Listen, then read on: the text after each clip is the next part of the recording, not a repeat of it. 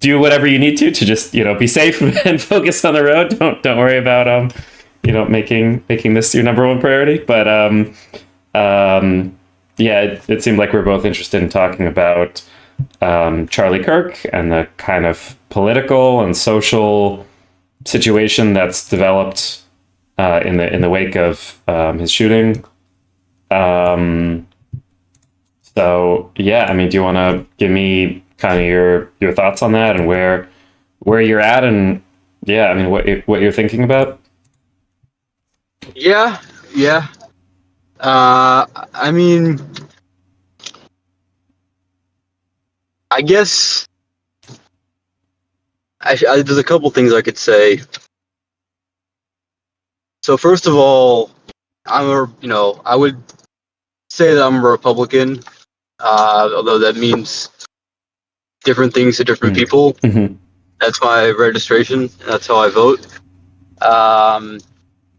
And he was certainly the face. I mean, one of the main faces of our.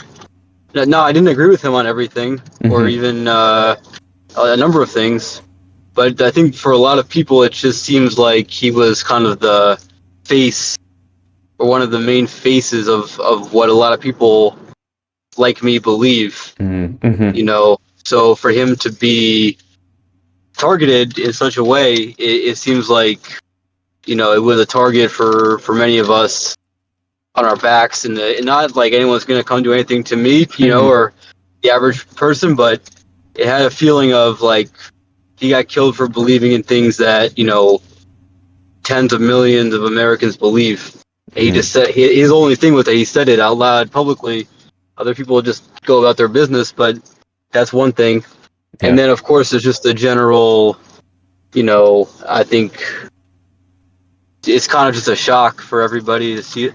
I don't remember anything like this in terms of a media personality, being assassinated in America. It's like, it's just very, very, a very bad sign for our country, I think, whether you like him or not. For sure. Yeah, I mean, I can say, I'm not big with political labels, but I'm certainly much more on the left. And when I found out, I just felt like it's a very kind of dark day to see somebody that, I mean, I think most of what he stood for, personally, I find pretty reprehensible. But to have somebody who, is in memes, there's the memes around, his head is really big and his face is really small. There's a way that people who are kind of on the internet and, following politics is a very kind of constant presence within that world. And so, so to have, that person's kind of tenure cut short through violence, through gun violence, it's, that's a really, yeah, I agree. It's a really bad thing for America. That's not how anything should be turning out. So yeah, my general just feeling that day was that it was a very dark day. It is, to me, it's pretty unfortunate to see that the kind of fallout of somebody who, among other things, was kind of known for like speaking out and free speech, and whenever he would say things that other people would say, okay, that's reprehensible or that's racist or whatever, would say, okay, he's speaking his mind, these are his opinions, this is free speech. And now to have the result of anybody really saying kind of anything about him, saying that he was divisive, which is just true, and then to have that person fired, to have Congress people calling for bills to have lifetime Twitter bans of anybody who speaks ill of him, when he was someone who was very straightforward about saying, I think that empathy is kind of like made up bullshit. I think that gun violence is unfortunate, but it's kind of a necessary consequence of a free society in which people have access to firearms. I'm somebody who's for kind of common sense gun reform that would make it harder for somebody who's very troubled to have kind of easy access to a firearm. But I mean, everything that he spoke out against would be counter to, these massive clampdowns on free speech and cancellations and this kind of cancel culture that's resulted. I mean, how do you feel around that whole kind of phenomenon in the past, past like weeks since the shooting? I think that it's a good segue to talk about free speech in general, because I think that it's a very misunderstood concept. Okay. And I think that free speech, as it's used, is the wrong. It's not what I think of as what our country is supposed to be for free speech.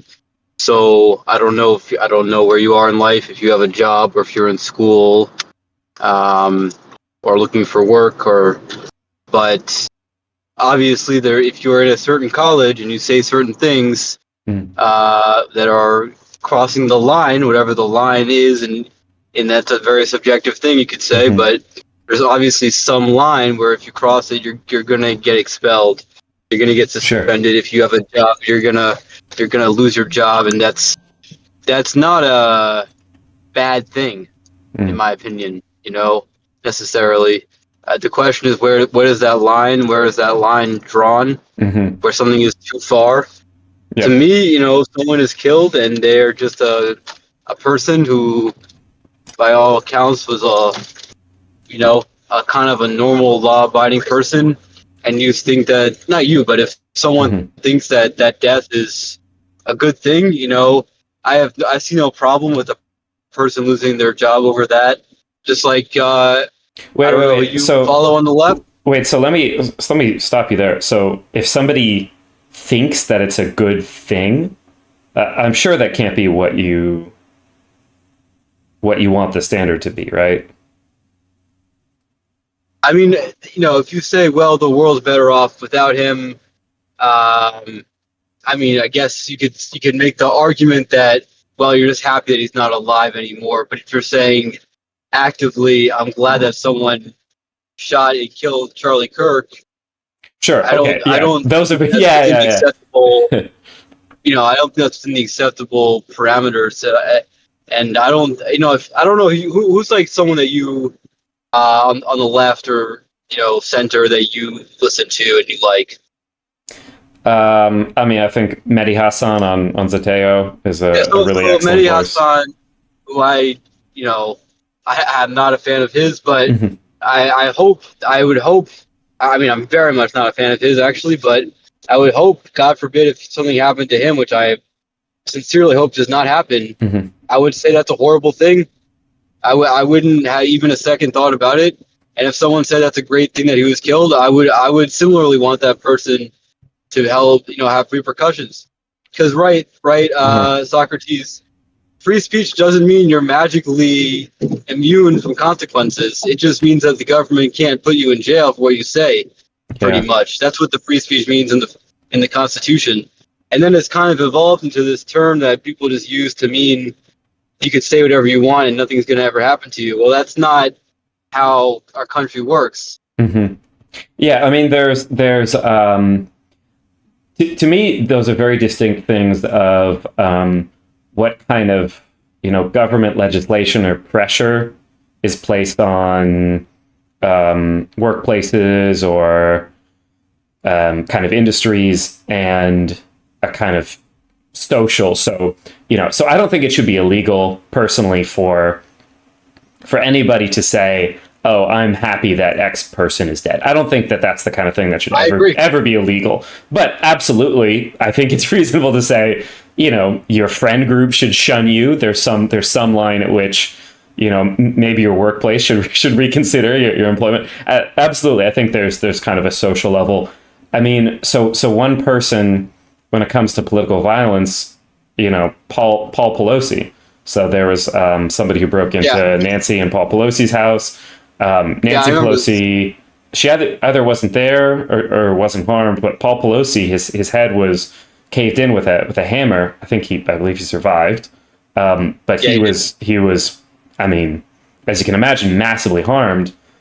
I mean, this is where this kind of comes full circle. If somebody said that that person like did a good thing, what would you say about that person? Should that person lose their job? Politically motivated attack. Yeah. So if somebody said, oh, some patriot should bail that guy out, what would you say about that person? Like bail him out of jail. I think that you're a little bit barking up the wrong tree here, because like I said, to me, it doesn't matter if they're left, right, okay, or independent. I'm indifferent. So the point is that if someone celebrates the violence of someone who's just sitting at home or just, giving a speech, that's to me, that's totally grounds for losing their job. Right. Not that the government should come in and make the employer fire them or anything like that, but that it's a reasonable consequence. We have to have something in this country called common decency. Yep. Right, where there's some standards of behavior that, like, we would never, if you were hiring somebody for your company, let's say, that was openly anti black people, right? Well, in their beliefs, they said. So let me. You would never hire them for a number of reasons, right? Yeah, and that's perfectly reasonable. And that's not a free speech issue. Like, they're not gonna, they don't have the grounds to say, well, that's free speech. Sure, you have the right to say it, but I have the right not to hire you or fire you, right? And that applies across the board to a whole range of behavior. So I agree, but here's where this comes full circle: is that the person who called for Paul Pelosi's attacker that a patriot should bail them out of jail was Charlie Kirk. He called for that violent, like, political violence attacker against Paul Pelosi for people to come together and bail him out of jail, and called him a patriot. I'm not saying you're wrong, but is there a way? I don't know how this. Is there a way you could pull up a source for that? Yeah, for sure. Because I honestly never heard of that. And again, I'm not coming on you to defend every last thing that Charlie Kirk said or did, right? I'm not. That's not my intention. But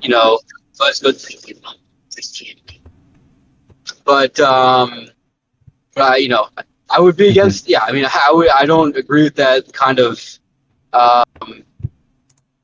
obviously rhetoric at all. Yeah. I mean, I try to keep, I think I'm like you. I try to keep consistent across the board, whether it's left wing or right wing.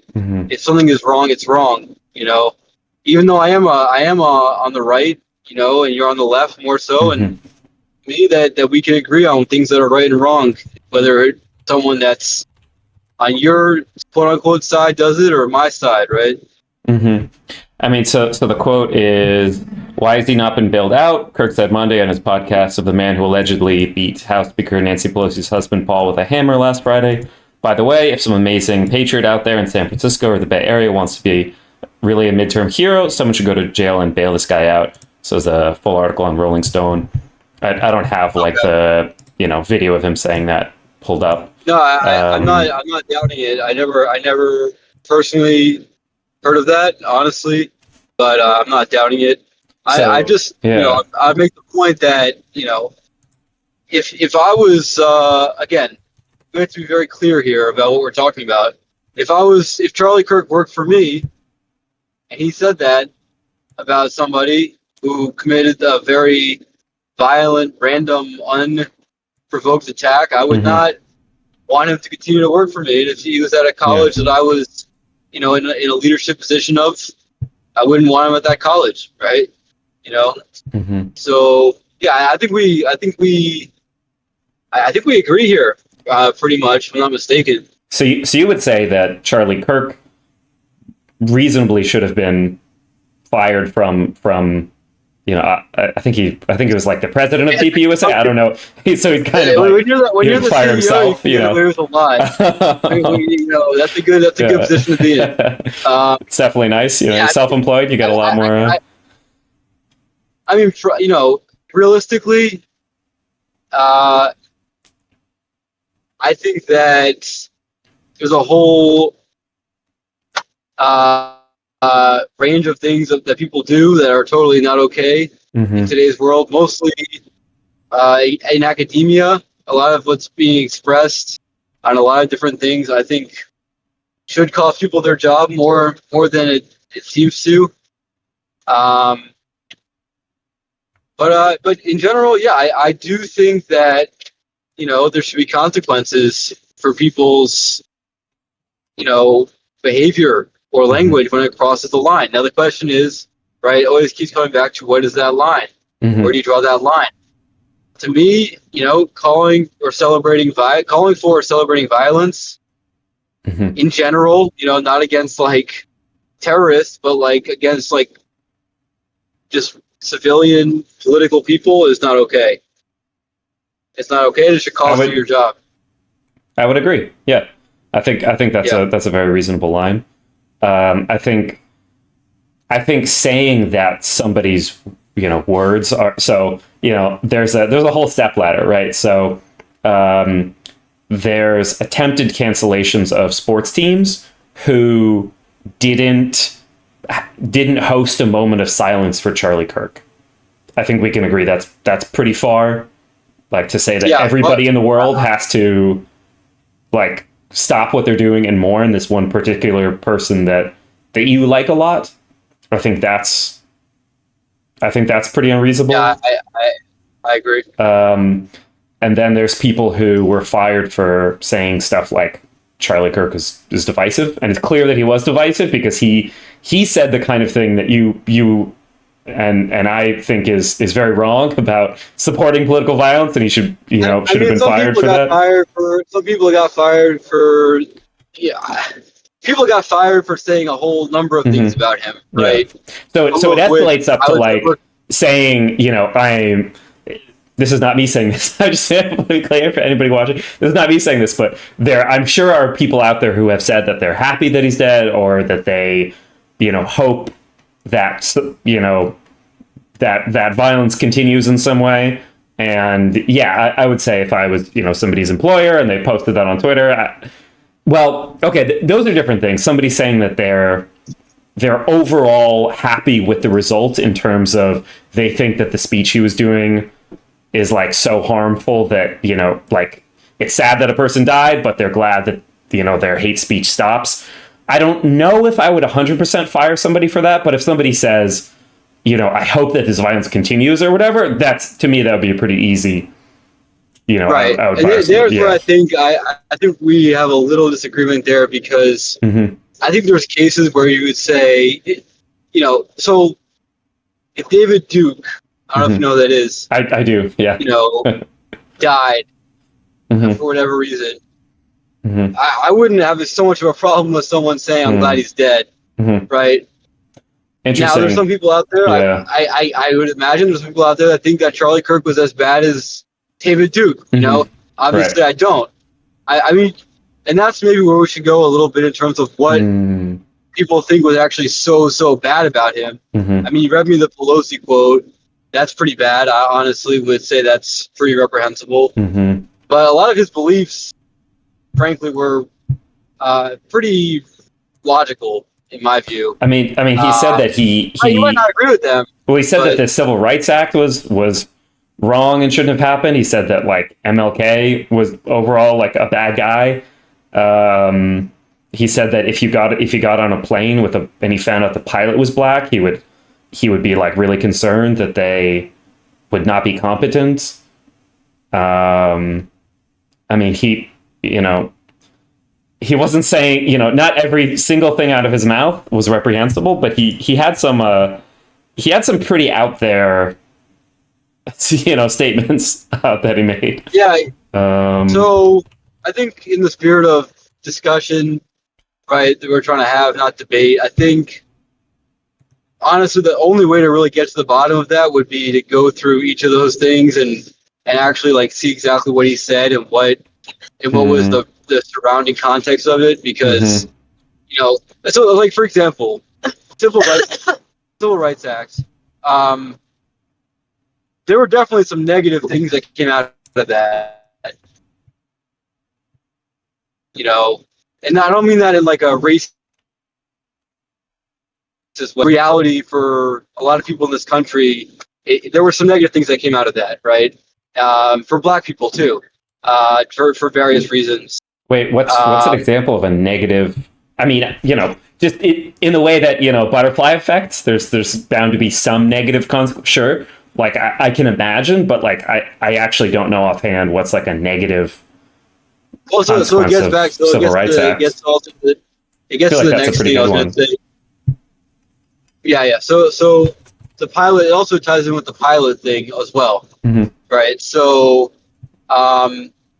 saying that I'm scared to get on a plane because this pilot is black, right? That's a problematic thing to say. It is. There's no question about it. But I think if you look at the full quote or the full context of in which he said that, I think he was referring to affirmative action. Preferential treatment, preferential hiring standards, which is a kind of a consequence of the Civil Rights Act. In some ways, I think it's actually not, right? So there's anti-discrimination, but there isn't like positive discrimination. You don't have to hire a pilot because they're black. You just can't not hire them because they're black, right? Do you recognize that those are different? No. No. I feel like a lot of people conflate those things, and so they get really muddled up. But I feel like they're really, really important, like distinct things. No, I'm glad you said that because it's actually not. You're actually not exactly right. Okay. Right. So if you have two candidates for a job, right, and they're similar in general credentials, but one is it's marginally better in a couple areas, but the other person is a racial. Belongs to a racial category that, for one reason or the other, you feel pressure to hire more of, right? Maybe from the government, maybe from whatever, some sort of, quota system you might have at your office, right? So, by definition, you're discriminating against the candidate that you're not picking. Even if you say, well, I'm not discriminating against them. I'm just picking the other guy. Well, those are two sides of the same coin, right? You're not picking somebody because you're going out of your way to pick the other person. Yes. So those are so I follow what you're saying, and I am going to ask for more details on that. But the point that I'm making is that what you're describing is very, very different from what, in my understanding, the Civil Rights Act does. So the Civil Rights Act, there could be other things that have happened since, and there's certainly like affirmative action in schools absolutely could be an example during the time when that happened. Could be an example of what you're talking about. But the first case of non-discrimination, which is, I believe, everything that the Civil Rights Act covers, says that you can't you can't arbitrarily say we're not going to hire this person, we're not going to give this person an application for a home or a mortgage or whatever, things like that, because they're black. And those are the counterpoint to that is that the person who is wronged generally has to prove that occurred. They need some kind of smoking gun that an employer said, oh no, we're not going to hire them because they're black. So an example would be Harvard University for a period of time had a quota system where they would only allow so many Jews to attend Harvard because they were just like anti-Semitic, right? These are I feel like we're post Civil Rights Act, we're a little bit like removed from how blatant some of this stuff was, and the idea that there could ever be a memo floating around where somebody would explicitly say, don't hire them, they're black. That's kind of unimaginable. I think that's a consequence of, it's kind of, what does Bane say in Batman? Success has defeated you, right? Because the umbrella was pretty good, people maybe didn't realize it was raining, but people actually had to prove, this person had in writing, they're not going to hire me because I'm black. It wasn't a vibe. It wasn't like my resume is similar to theirs and, they were white and I'm black. No, they really had to like prove this stuff. And there's been studies where they've sent out resumes which are identical resumes, but just a stereotypical white versus stereotypical black sounding name. I think they've done the same with like men versus women, and they have seen disparities in initial interviews. Obviously, you wouldn't get 5 interviews deep without a person showing up, but those initial responses to those being sent out that are, very straightforward experiments of, how do people react to when they conceptualize a person as one race or another. Sorry, I was talking for a while there, but does that kind of make sense of the other side of that? There's a lot to respond to. Absolutely. There. I'll give you as much time as you need. I'll kind of work backwards from, yeah, first of all, those studies. First of all, let me clarify something, because you're right. Civil Rights Act didn't explicitly launch affirmative action, but it sort of set the groundwork for it, in that, right, there was this whole era of racial reckoning, right, which was not inherently bad, and may have had a lot of good actually involved in it, but it did sort of, when you get into 20 years out from that, the 80s, and you move into the 90s, right, and you have these affirmative action programs, and you get to 2002, whatever it was, the Bollinger Supreme Court case, where the Supreme Court, effectively signs off on affirmative action, until, of course, we had a couple years ago, they actually rescinded that and realized the error of what I would say is the error of their ways originally. I think affirmative action, I'll argue it, all night. I mean, there's no question about it. I think affirmative action is a big problem. And I think there's legal problems with it. I think there's ethical problems with it. I think there's potentially even, economic and safety problems with it if you're higher, and this is what, I don't know exactly what Charlie Kirk said about this, but, depending on what he said or not, I don't have the quote in front of me, right? Opposition to affirmative action. I don't think obviously I have that position, but I don't think you can make the case that it's racist to be against affirmative action, right? I mean, there's legitimate reasons. There's a lot of black people who are against affirmative action, right? Clarence Thomas famously wrote in his autobiography that he felt like it dogged him his whole life, and that none of his achievements he ever really got credit for because of that. Right? That's horrible true. He was thing held back really far because of that. He only made it to the Supreme Court. I mean, ironically, if you know this, he's just one person, obviously, but he graduated Yale Law School with almost a 4.0, and he couldn't get a job. And yes, in a sense, because he's black, but because people didn't think he was qualified because of the affirmative action system. Yeah. So it really hurts black people a great deal, because people look and unfortunately come to the conclusion that people are moving ahead when they shouldn't be, or other people are being held back when they shouldn't be, right?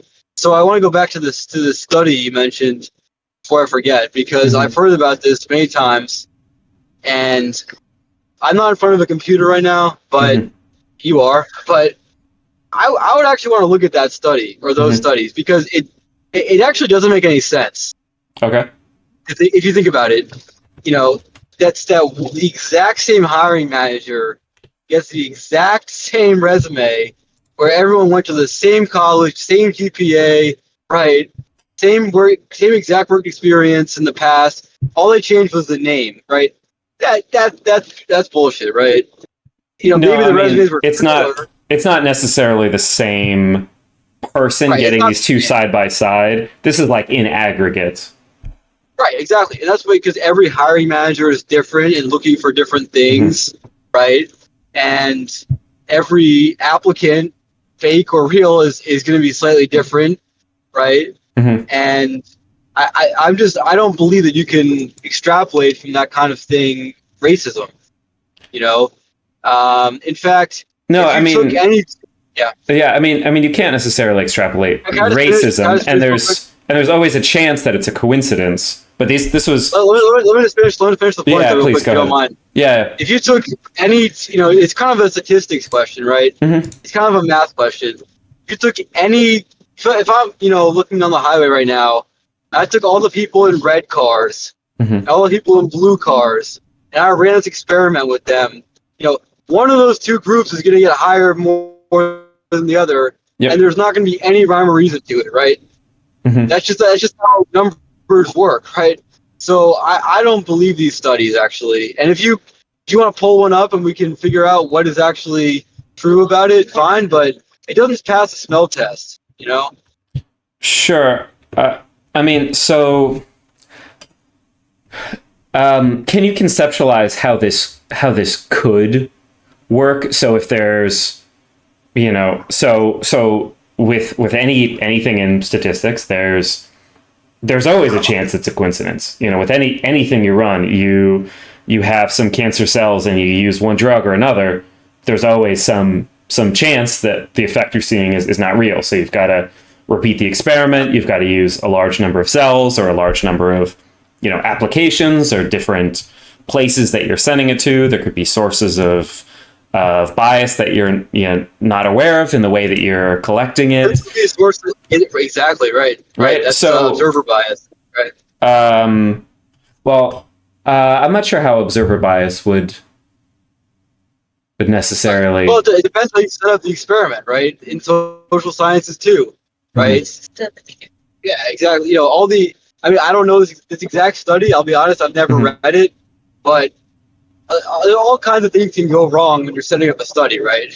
Yeah. I mean, things can, in theory, you can have a perfect study, but odds are, there's a lot of places where you can fall between the cracks, right? Sure. Yeah. I mean, so we can definitely go down this, but just to go back at least for a moment to the main point of. You can go anywhere you want.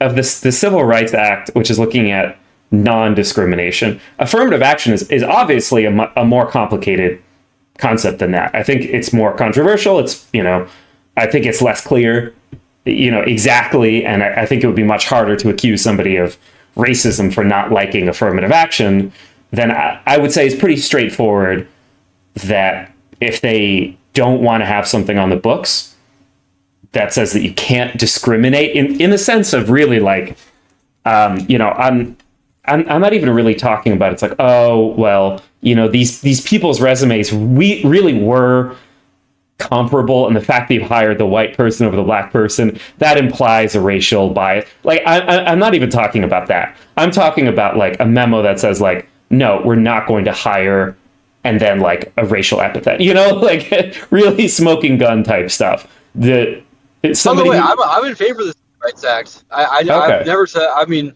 just to be clear, I'm not against the Civil Rights Act. Okay. I'm just saying that I wish that I might lose the connection real quick. I'm in a tunnel. Yeah. But I just want to be clear on my position. I'm in favor of the Civil Rights Act. I think it was a great thing. I wish that the racial activists had stopped there, because I think that was a perfectly reasonable conclusion to the race movement. Mm-hmm. It didn't stop there. Can you still hear me? Yeah. Actually, you sound fine. It didn't stop there, and it pushed, I would argue, to the extremes of certainly the outer boundaries of human logic, I would say. Mm-hmm. Yeah, I mean, so I feel like we're a little bit at a crossroads where we can either discuss kind of more related to Charlie Kirk, or with respect to affirmative action, the kind of like anti-segregation measures. Whatever you want, man. I'm very happy going in either of those directions. What were you going to say about Kirk? Because I feel like we mostly kind of, I don't know. Why don't you just tease that out a little bit real quick? Yeah, I mean, for me, I don't like what Charlie Kirk, what his politics were. I don't like what he stood for when it comes to a lot of these positions. I think it's really sad that political violence is occurring in our country in any regard, and I'm sad that he was murdered. I think that he supported an environment where that kind of thing happens, and it's very frustrating to me that somebody who was so dismissive of gun violence was so supportive of politicized violence with regards to Paul Pelosi, that there's now this atmosphere of anybody who quotes something he said is liable to be canceled and have their livelihood ruined, their show canceled, be fired from whatever, when really, really straightforward political violence in the other direction of Melissa and Mark Hortman, who were murdered in their home, and Trump refused to lower the flags half-mast, didn't talk about it, didn't have anything to say about it. I think he joked about Paul Pelosi as well. There's nothing there, right? So it's really hard to, when people are making these what I really do see as heartfelt pleas, how can you be callous to some, this young, bold, shining light of Charlie Kirk, him being gunned down? How can you be callous to that? And then the moment it happens to somebody that they don't like, they're making jokes about it, they're laughing about it, they're supporting people who are making jokes about it. There's no moral consistency there. To me, I try to have a very high ethical standard, and so I don't say, "Oh, I'm going to make jokes about somebody I don't like because somebody on the other side did that." No, I'm going to say, this is wrong all around. But I'm also not going to pretend that what's happening isn't happening. Socrates, I agree. I mean, I mean, at the end of the day, I can only speak for myself, and you can only speak for yourself, right? But right, yeah. I don't like cracking jokes about people who've been killed. Mm-hmm. I don't like political violence by any means, right? I don't think it's to be taken lightly. I think my hope, honestly, what I want is our country to come together, right? And that, I think the finger pointing is just a little. I mean, you can go on forever, accusing the other side of committing violence because both sides, the extremes, commit violence, right? And I guess someone could say, well, one side does it more. Mm-hmm. We can talk about all that, but at the end of the day, right, both sides commit violence. It's really bad. Nobody wants that. At least I hope not. Right? Nobody that I would say is ethical wants that. Right? It's just at the end of the day, we can make this into a political football. In my opinion, tell me what you think. But or we can just say, look, a lot of things were handled poorly leading up to this. The temperature is still too hot in this room, and we have to kind of turn it down. Yeah, I mean, I hear you, and I really appreciate you saying that. What would that step look like? Because it seems to me that nobody on the right will ever hold Trump accountable when he jokes about political violence, or when Charlie Kirk says something that's supportive of political violence.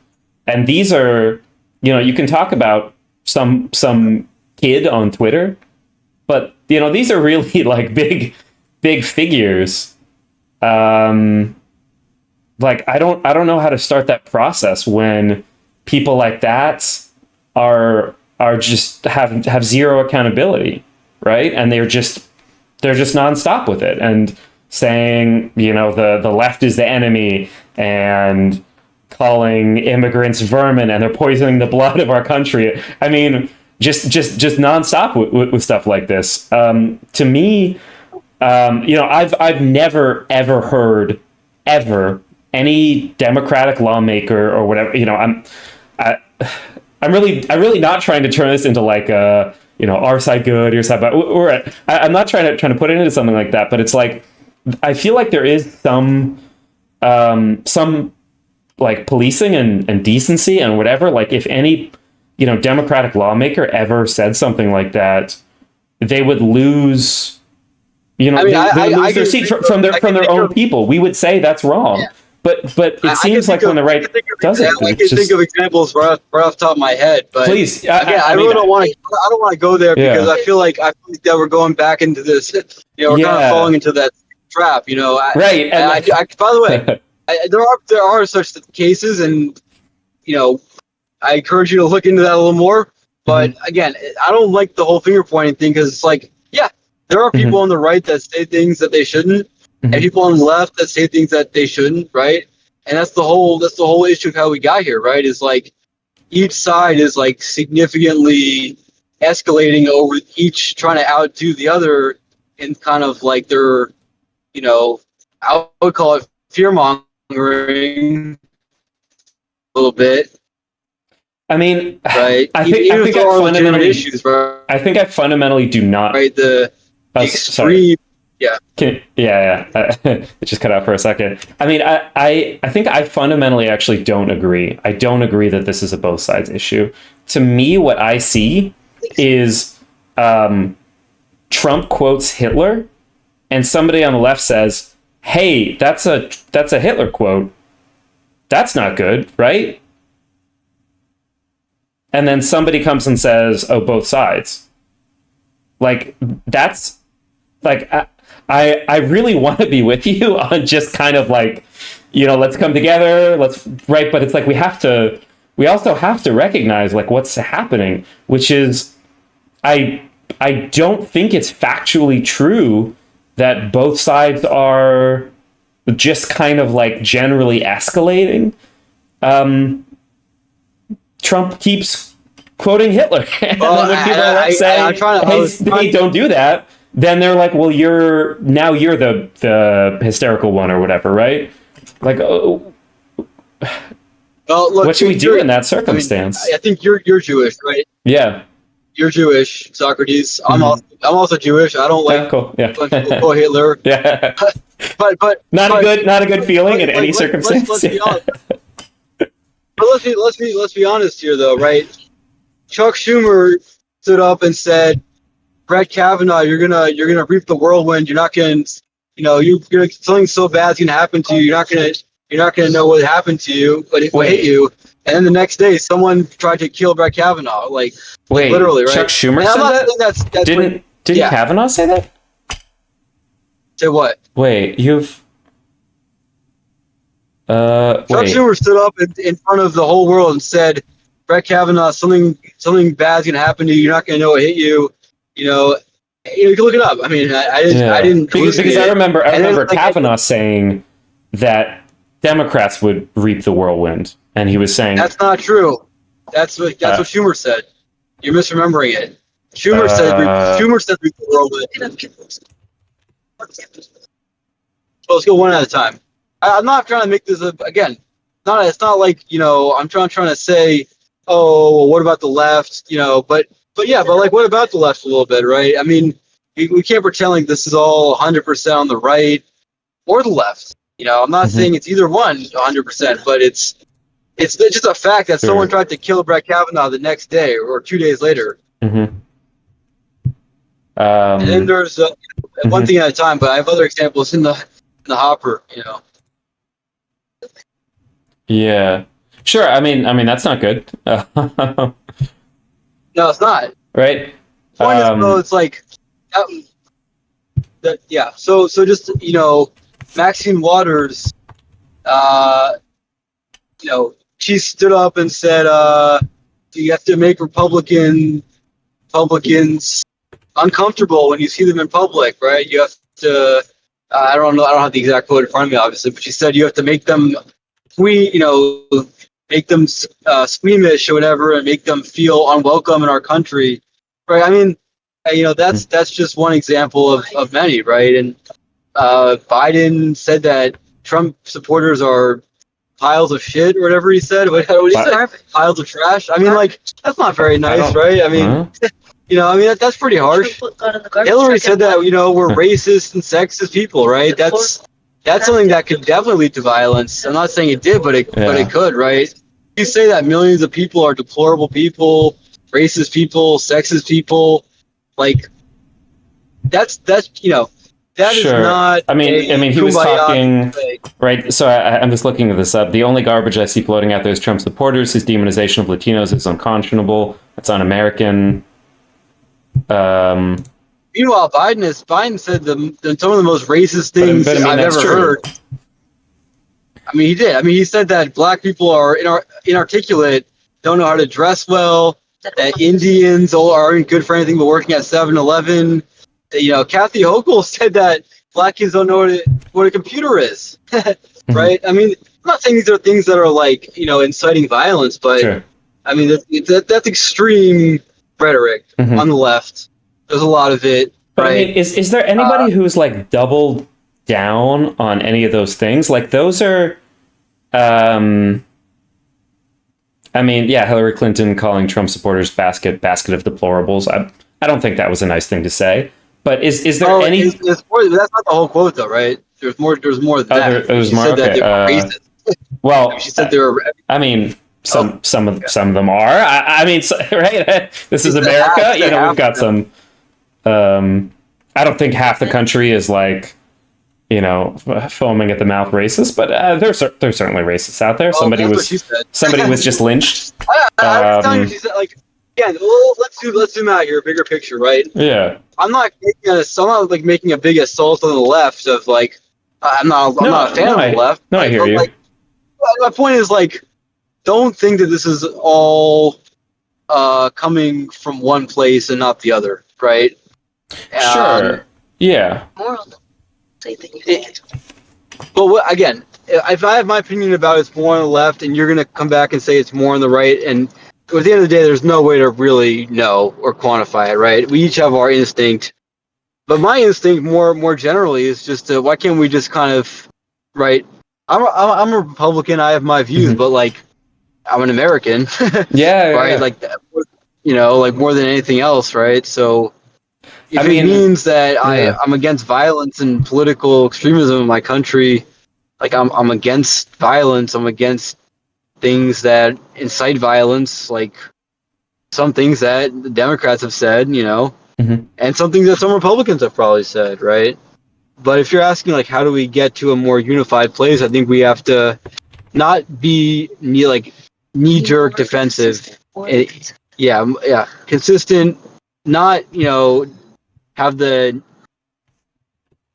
instinct to be defensive about our side.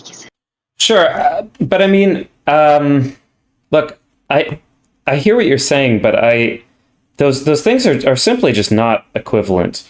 Biden never said that he would use the military on the enemy within. He never talked about like some marginalized group of people poisoning the blood of our nation.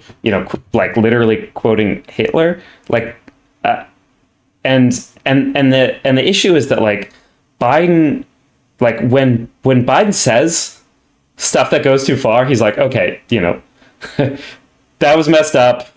Nobody on the left is like cheering for it or building a platform based on it. But when Donald Trump says these things, there's no accountability. There's no even like, okay, that was too far. There's nobody calling him out on the right. And that becomes the platform of like, we've got to deport a lot of people. And now he's doing it. So it's like, some of these are kind of like statements that are, I was like, calling half of America racist. That's not okay. That's really mean. But that's not like a translated into policy. That's not like, I mean, Hillary didn't run a great campaign. You're not going to catch me defending whatever her campaign, right? But she's not the president. She's not doing policy. Trump is not just saying these. He's not just quoting Hitler. He's like carrying these things out. And so I don't know how we're supposed to. I would love to know what I can do to turn down the temperature, but I also can't pretend that what's happening, like, isn't happening. Like, I can't.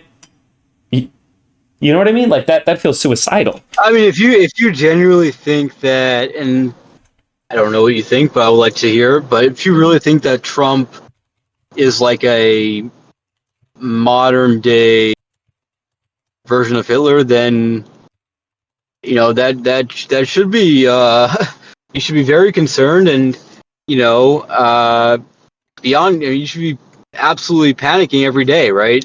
If you think that your president is like literally equivalent to Hitler, why are you even still in this country? I mean, are you saying I should leave? I mean that like in the mean way, like Mhm. but like if I genuinely thought that, like I hate I don't know, let's pick somebody, AOC, right? Mhm. If AOC Do became do president, you, I would be severely concerned. do you But think that but she's going to put somebody in like camps? Do you think that she's going to put political opposition in camps? Has she no, said something that's like what I'm that? saying. I Okay. wouldn't I wouldn't I wouldn't say that Has she's Trump said I stuff like wouldn't that? flee I Like, wouldn't flee the country.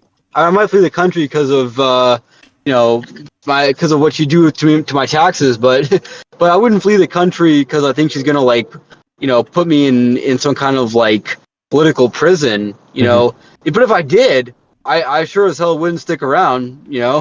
So if do you really think like Trump is like you know genuinely seeking to imprison people, just normal people that disagree with him? 100%. Absolutely. 100%. Yep. So why That's what if he you really said. like, and I mean this That's in what the he's most doing. I mean this in the most I'm just trying to I mean this in the most common sense way, No, right? please. Like why would you stick around in a country where you think you're going to be put in jail? Because I love America. I mean, it's a You call. love it. It's a call that everybody has to make. Hopefully people don't have to make that call a lot in their lives. It's something that I found out that my grandfather told my mom before he passed, that he said, like, if things get bad, it's okay to leave. And that actually surprised me that he said that. I wasn't aware, that was kind of his sentiment. My family fled the Soviet Union because of pogroms against Jews. And I've had family kicked out of the country before during the Red Scare. So, these things happen in history. Unlike 30s in Germany, I don't think Jews are first on the chopping block when it comes to this regime. It seems to be Muslims and immigrants and trans people. Trans people, that's the same as in the 30s in Germany. But I think Jews are much further down the list. So I don't feel like I'm in as immediate danger. But Okay, that's, like yeah, that's where I can see it heading. this kind of this conversation's kind of in the context of like political violence, right? Yeah. And it's like, I mean, I'm sensing that there's some contradictions here because, like, if I lived in Nazi Germany, Mhm. like, I would want Hitler to be killed, right? Mhm. So, based on your reading of the situation, why are you even against? I mean, are you even against? You said you're against what happened to Charlie Kirk, Mhm. which I am glad that you feel that way. But like, why? Or why would you be Sure. against that happening to Trump? Trump got shot in the head, Mhm. right? Effectively. Mhm. Like, I'm against that, but like, why? And it's not like in a gotcha way. No, I'm no, no, no. genuinely trying to That's a suss out very your. fair. That's a very fair, and I appreciate you posing that in. I feel a very genuine way.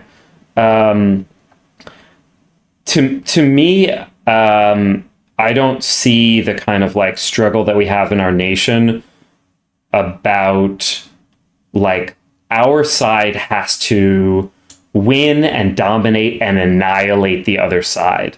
That's really not how I see things. I feel like Good. there's a lot of people on both sides who do see it that way. To me, I see much more of a struggle between more of like a kind of corporatist fascism that has melded with a kind of Christian nationalism, white supremacist, kind of religious and political side, but to me it feels like much more of a kind of corporatist takeover. And so to me, I see things a lot more in terms of, like Trump and Facebook and Amazon and Elon Musk and Tesla, and Bill Gates as kind of being on one side, and like most Americans being on the other side. I think there are a lot of people on the right who are getting seduced into more and more of a kind of violent worldview and hateful worldview. And it's not only a matter of improving material conditions. And at the same time, I'm not one of these kind of, neoliberal, democratic establishment, whatever, who says, oh, we just need to get back to normal, right? Because the fact is, as much as, you can say that somebody who goes down some kind of like COVID denial rabbit hole, I think that they have fallen for a lot of misinformation. But the idea that their government is not really working for them is kind of accurate, because our government, to a large degree, is working for corporate sponsors. And so we have these massive tax cuts, $1 trillion in deficit put toward billionaires, with a really, really tiny marginal set to expire tax cut for regular people. And we have this crazy thing where people who work are getting taxed more, labor is getting taxed more than capital. And so people who are obscenely wealthy, who could never spend all their money, are getting taxed more and are getting, more services and rights and everything than people who are really like struggling, working a couple jobs to get by. So I don't see this kind of like left versus right fundamental divide. Yeah, I don't either. But that is kind of how you that is kind of the framing that we were discussing not long ago. For sure. But yeah. But I mean, that's the thing, right? Is like, in all honesty, we have to recognize the irony here, right? Everyone, a lot of people, yourself and others are talking about right-wing violence in a conversation that started up because a guy on the right got shot by a guy on the left, right? And then who was that? The conversation immediately. Sorry? Who was that? Charlie Kirk, right? Wait, the guy who shot him was on the left? Since when? Well, I would think it's a fair assumption that he, I don't know if he voted Democrat or voted whichever way, but he obviously was left leaning, right, for many of his views, right, and his general lifestyle and what have you, right? His life. I mean, he grew up Mormon in a Christian conservative Trump loving household. His username was like Trump Lover 420. He had all these like groiper memes that he engraved on his bullets. Trump Lover 420. Maybe he was like 8 years old. Maybe when he was like 8 years old, it was. But I can assure you, he was no Trump lover. I mean, do you really think that he was like a right wing guy? I think he was, probably not a particularly well person, and I don't think it's necessarily useful to do as Trump and a lot of people on the right have done, which is basically just to lie and say that they know that he's on the left before any information comes out. But it seems most likely that he was probably a groiper. That is somebody who's part of like the Nick Fuentes group who thinks that he's not far right enough. They didn't like Charlie Kirk's support of Israel because they're a lot of very anti-Semite. Just to be fair though, you're now speculating, which is fine, but all that is speculative. Whereas these are facts. These are the bits of information that we know. What he was, I'm not claiming to know, but Trump is, and lots of people who are right-wing Congress people and politicians and newscasters are saying this for a fact that this guy must be left-wing because they don't give a crap about Charlie Kirk. They just want to say, oh, well, he's a leftist. Well, let's just look at the facts, right? Okay. He told his family that he didn't like Charlie Kirk because he spread hatred. He then texted his he then texted his romantic partner of whatever that situation was. Mm-hmm. You know, that he killed Charlie Kirk because he was spreading hatred and he couldn't take it anymore, Mm-hmm. or something to that effect, right? Mm-hmm. And that's not speculative, right? That's a legal subpoena text message that anyone can go see, the court filings, right? And I'm not saying, like, you're right. I don't know if he was quote unquote on the left, but he definitely did not agree with Charlie Kirk. I think that's true. He did not. It seems like he was probably a griper. That's where the memes were coming from. That's the community that he seemed to be in.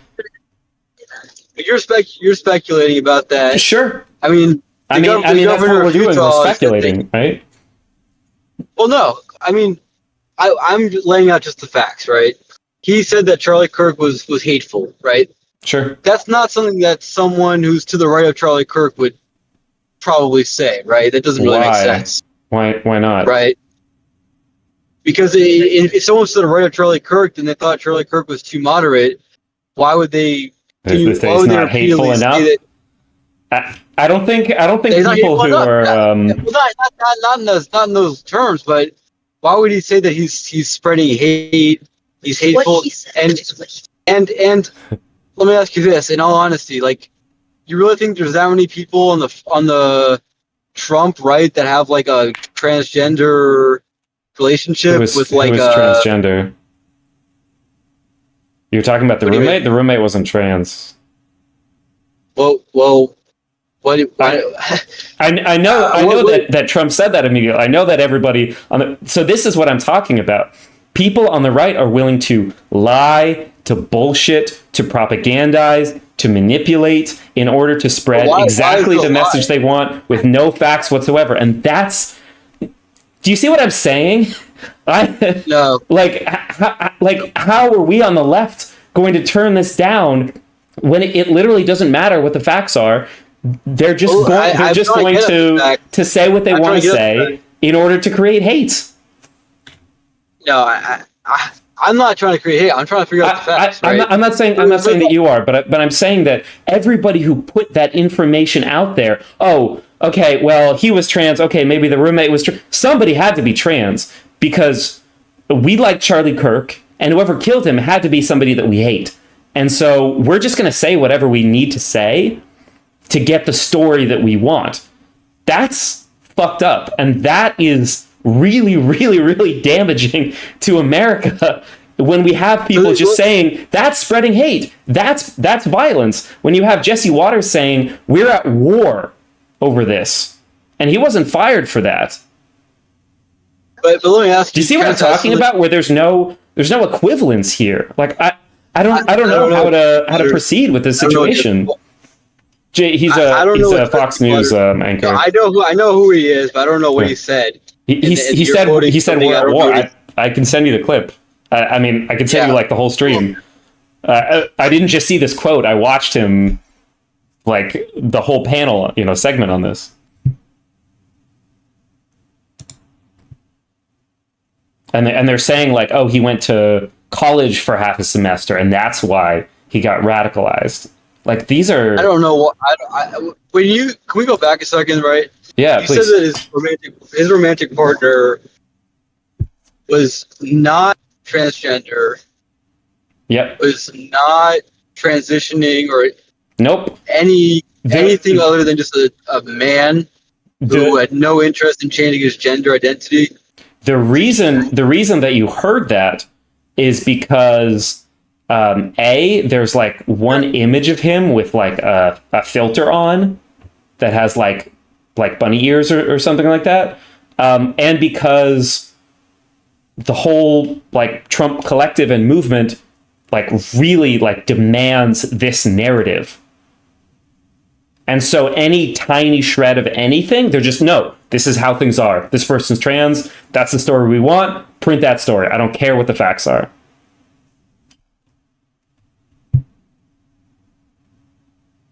does that bother you that like you're hearing things like from people about what this story is that are just maybe even his parents.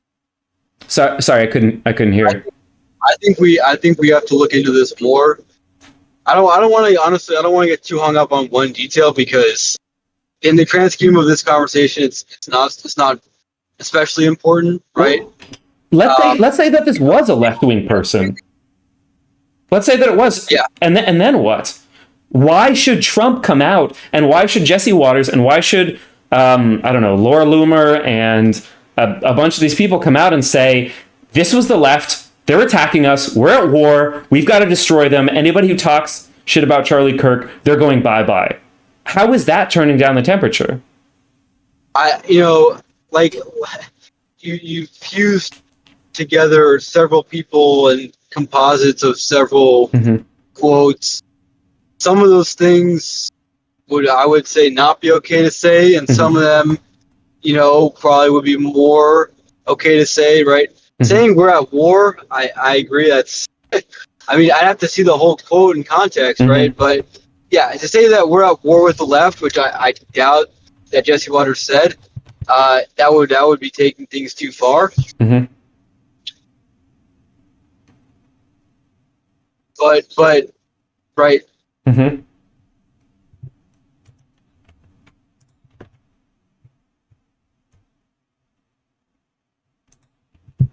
Sorry, but right, saying that the left did this, right, or that someone on the left did this, that might very well be true, right? There's actually a decent chance that's true, right? There's a decent chance that's true. There's a decent chance this is a disturbed individual. Why select out of the possible narratives? Why select the most inflammatory, most divisive, and then ram that through of like, right? How is that turning down the temperature? Let's say it was a left-wing person. I mean, I think we can agree this person is pretty deranged. Like the person who shot at Trump, again, motive not entirely like 100% clear, but a young person who's clearly like not well, right? Well, I think there's a difference between being, evil, which this person for sure is, and being like, I think mental illness is something that just gets applied like.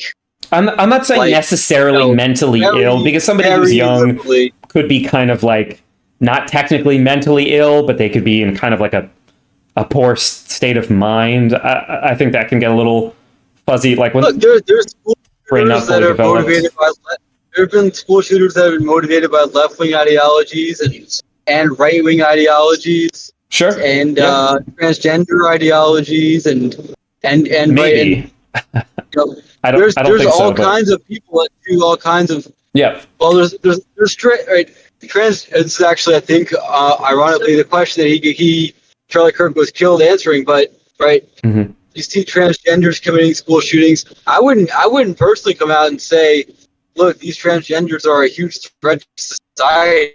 I don't think that's true. And if you did, should you be fired for that? Because that is spreading political violence. Saying some minority group of people is a threat to America? How is that not political violence? How is that not advocating for political violence? I wouldn't say that transgenders are a threat to America. There are certain types of people who are threats to America, right? Like, if you said that terrorists are threats to America, like, sure, yeah, obviously by definition, right? Or gangs, or criminals, that's all fair game, right? Maybe. The problem with targeting transgenders in that sense is, well, obviously most of them are not violent, right? It's like any category of people, right? And virtually all major groupings of people, most people will not be violent. Most major groupings of everybody are basically okay, right? Like there's no, I mean, if you want to look at who commits violent murders, it's generally like these kinds of attacks. It's almost always white men. It's almost always like middle or upper class white men. It's generally right wing ideological. I know Trump fired the person who like talked about that study. He doesn't like accurate reporting. But yeah, we don't have to like. But that's my point. Is that Trump and so many people around him are, they're not just kind of passively like remarking like, okay, it's really sad that Charlie Kirk was killed.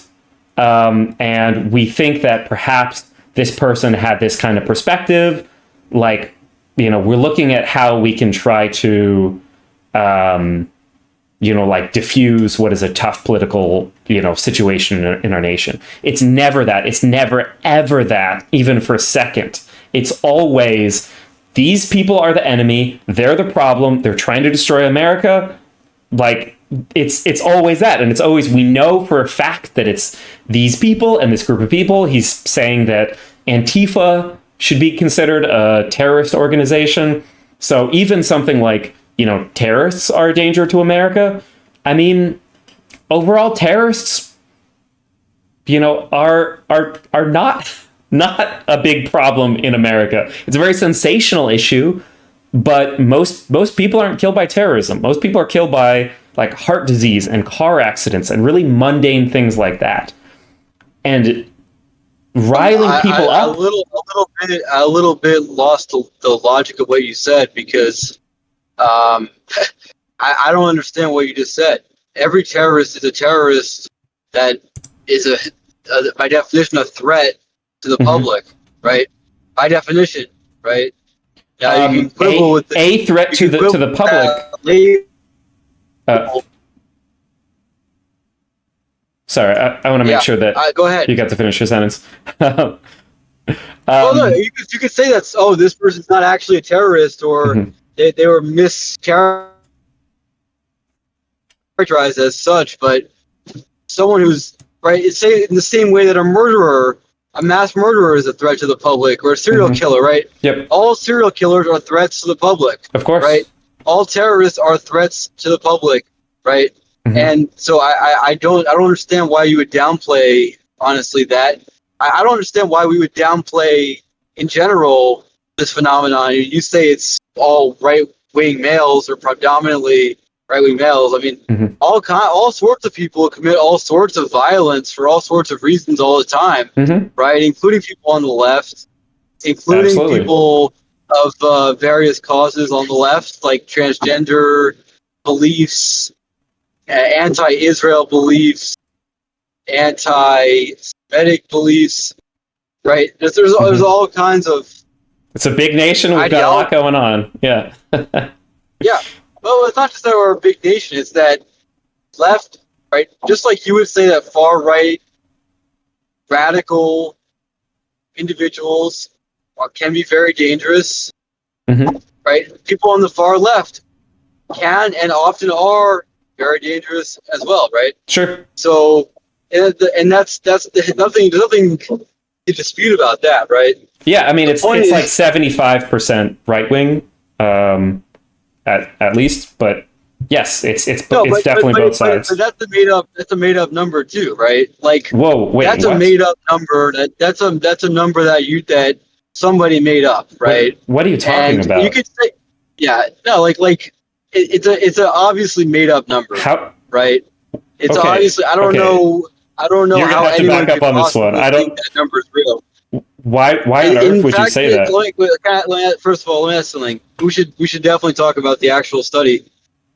But did that number factor in the racial riots that we had in this country for years, and all the damage and even deaths that were caused by that? So I would guess the answer is no. Right? Are you talking about the George Floyd riots? Yeah, and preceding that, by the way, there was, going back to, Michael Brown, Freddie Gray, right? All these terrible situations that, for Trayvon Martin, right? All these terrible situations that were exploited by bad people to, in many cases, commit violence, right?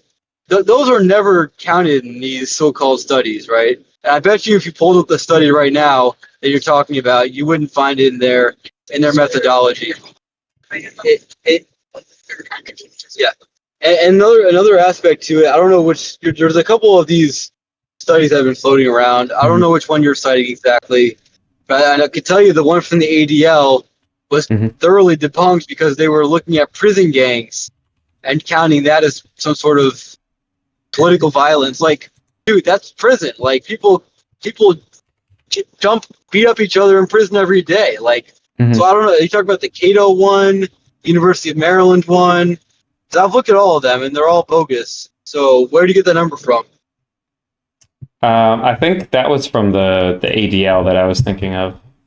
Okay, so let's pull up the study and look, because I guarantee you, that number is 100% fictitious. Yeah, I mean, this is in like 2021. Most of the murders, 26 of 29, were committed by right-wing extremists. I mean, do we need to go into like who committed more? I thought that was not the point. Yeah, well, only to the extent that you just brought it up, right? Like, if it was 70%, if it was like indisputably 75% right-wing initiated political violence, we could have a conversation about that. But that's a made-up number, right? I just don't like made-up numbers. Would you? Right? I'm truth. Well, why would you say that? How are you so sure that that's a made-up number? It can't be. Like, you're just dismissing. I don't know. Like, where are you coming from on that? Well, as I explained, that study, a large number of the so-called right-wing acts of terrorism, or however they characterized it, were prison gangs beating up people in prison. Now, I've never been to prison, thank God. I presume you have not either. But I know people that have been to prison, and that is just how prison works, right? Black people beat up white people, and white people beat up black people, and the Latin gangs beat up the Asian gangs, and the Asian gangs beat up the black, right? Like, it's terrible, but there's nothing like political about it, right? and then if you look at the ADL methodology, right? Did they go around and count up and they tabulate all the people that were injured and killed and businesses destroyed by those obviously left-wing riots, right? In the 2020 and 2016 and 2014 mass unrest across our country. Like, I assume January 6th was counted, which is fine, right? But like, if you're going to count January 6th, you have to go back and count the other side's transgressions too, right? Like, they didn't do that. Yeah, I mean, I don't think. I think there is a distinction between like a riot in which people are protesting against something that is rightfully a problem. So, police killings of unarmed anyone, not only black people, but police killings, and then no justice. So investigation pushed under the rug, whatever. People are protesting that peacefully. Police come in with riot gear. They create a riot, and somebody gets trampled. I really do think that's distinct from like somebody places a bomb in like a black church or whatever, or a white church, right? I think those are distinct. I don't know. Does that sound fair? No. No. Honestly, no. Somebody walks in a building. I want to kill a white person, or like a riot occurs because police are doing violent stuff that they do, and somebody gets trampled. You think that those are like? Well. It wasn't that people got, it's not that someone got trampled, right? It's that, and at least I remember off the top of my head, there was a case in Oakland where, one of these mass riots was happening and a security guard got killed, right? Yeah. And you could say, well, that's not political. That's just someone wanted to steal some stuff. Maybe. But Black Lives Matter was explicitly left-wing.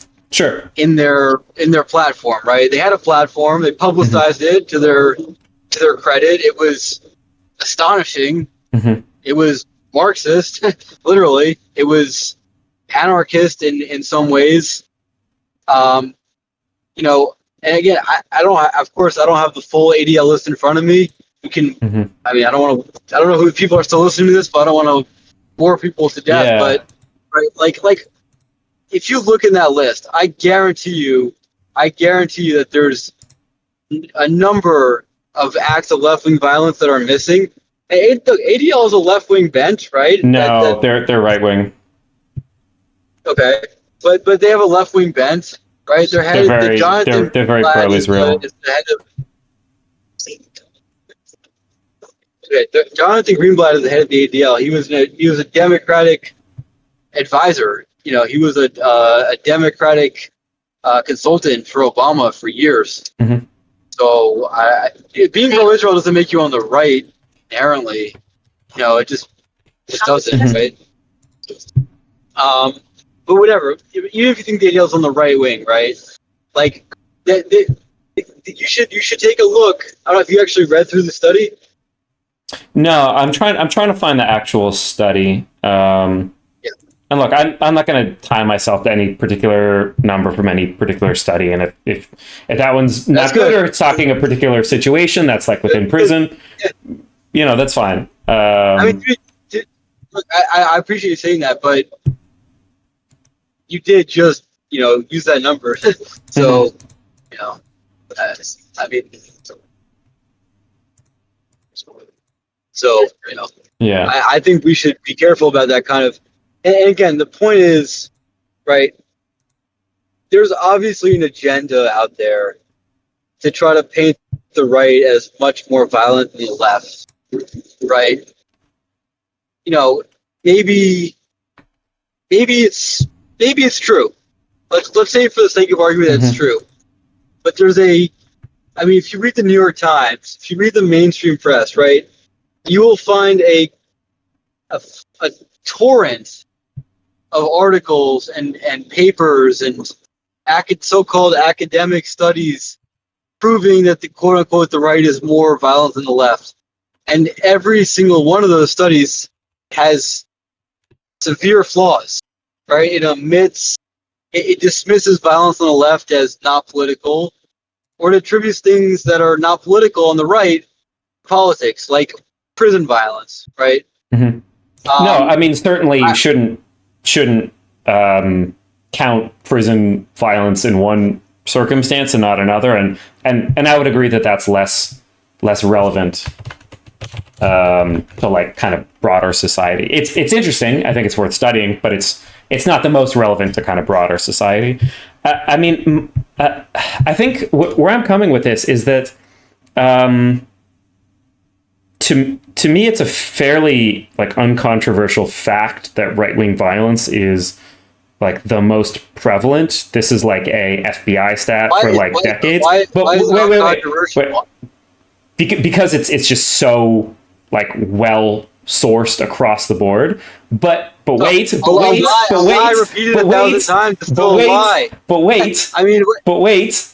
But I don't want to shut down right-wing organizations. I don't want to jail people for right-wing organizations. I don't want people who have right-wing beliefs to just like lose their job. I mean, if they're like extremists, right? Like if they're actually like violent personally, but just by association with right-wing beliefs, I don't want people to lose their jobs. The thing is, we had a period in this country, the McCarthy era, where people who had any communist ties of any kind, like thousands of Americans lost their jobs. Teachers were kicked out of their jobs for having some kind of like left-wing association. And that's what's occurring right now. And people like, I'm not a huge fan of Jimmy Kimmel. Look, I think he's like, you know, a pretty fine, you know, 4 out of 10 comedian, whatever. You know, I don't watch a lot of, it wasn't Late Show. I don't remember what his show was called, right? I wasn't a fan either, believe it or not. Right? But like him, the network getting strong-armed by Trump to fire him because he said something mildly disparaging about Charlie Kirk, that seems like really extreme to me. Or like the MSNBC anchor who said that Charlie Kirk was like kind of divisive, and he appealed to like a demographically younger audience, which is interesting. Like, and he got fired for that. That's not what he said.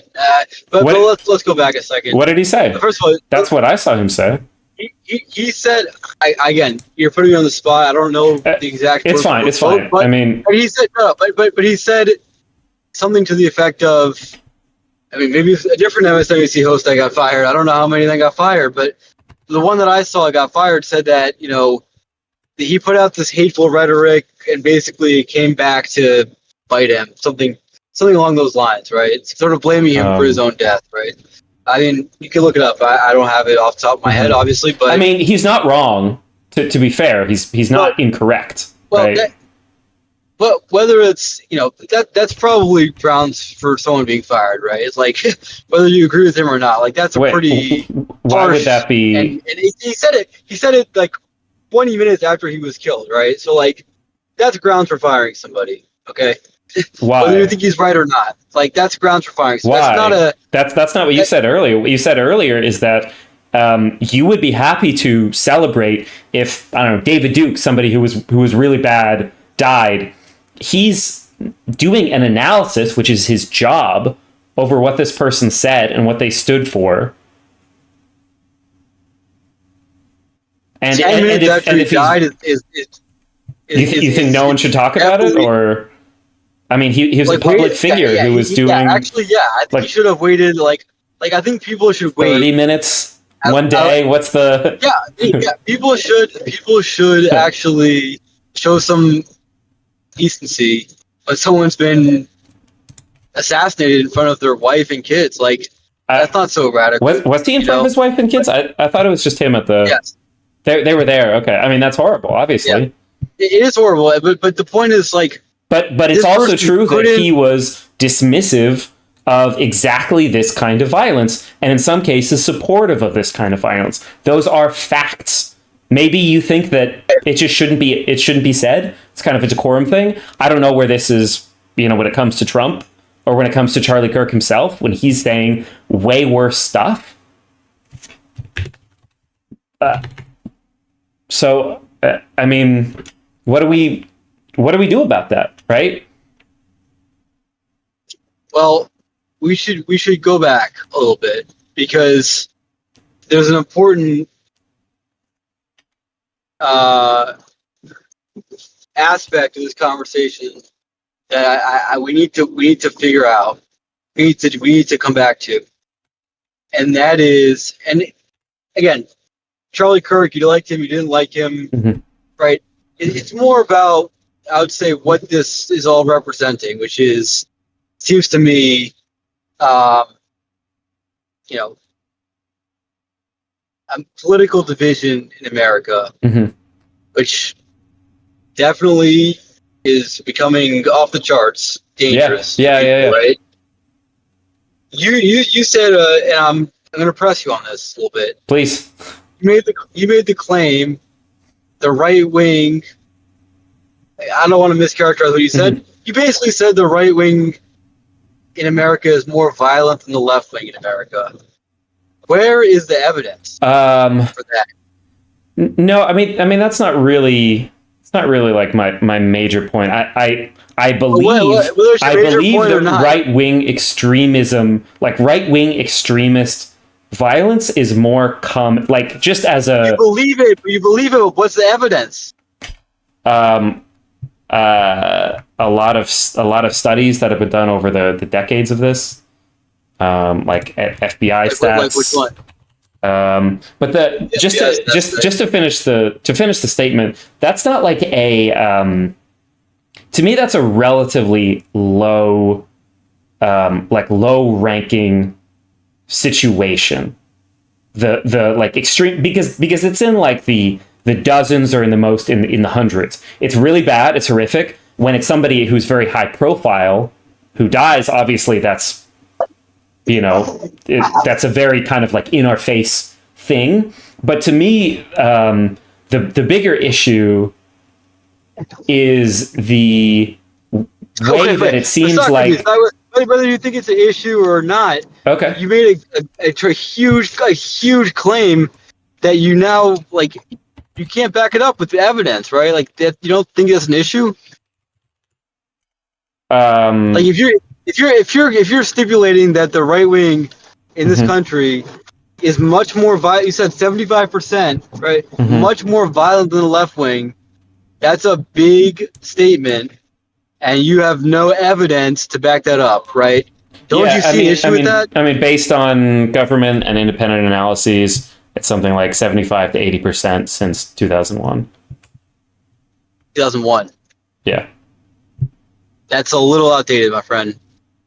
Since starting in 2001 until now.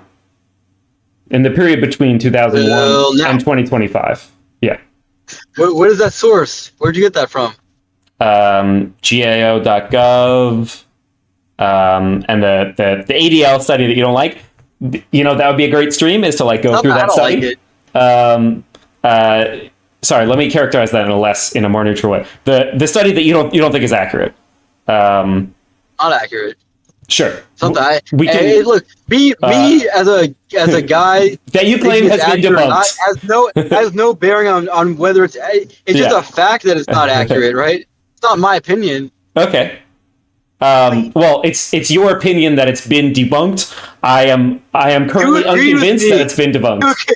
You agreed with me that prison violence is not something that can be counted as political violence. I mean, this is like Oklahoma City bombing, Orlando nightclub shooting, San Bernardino, Charleston shootings, Pittsburgh synagogue, Parkland high school shootings, El Paso Walmart shootings. What are they? Are they just counting mass? Like, what about Steve Scalise?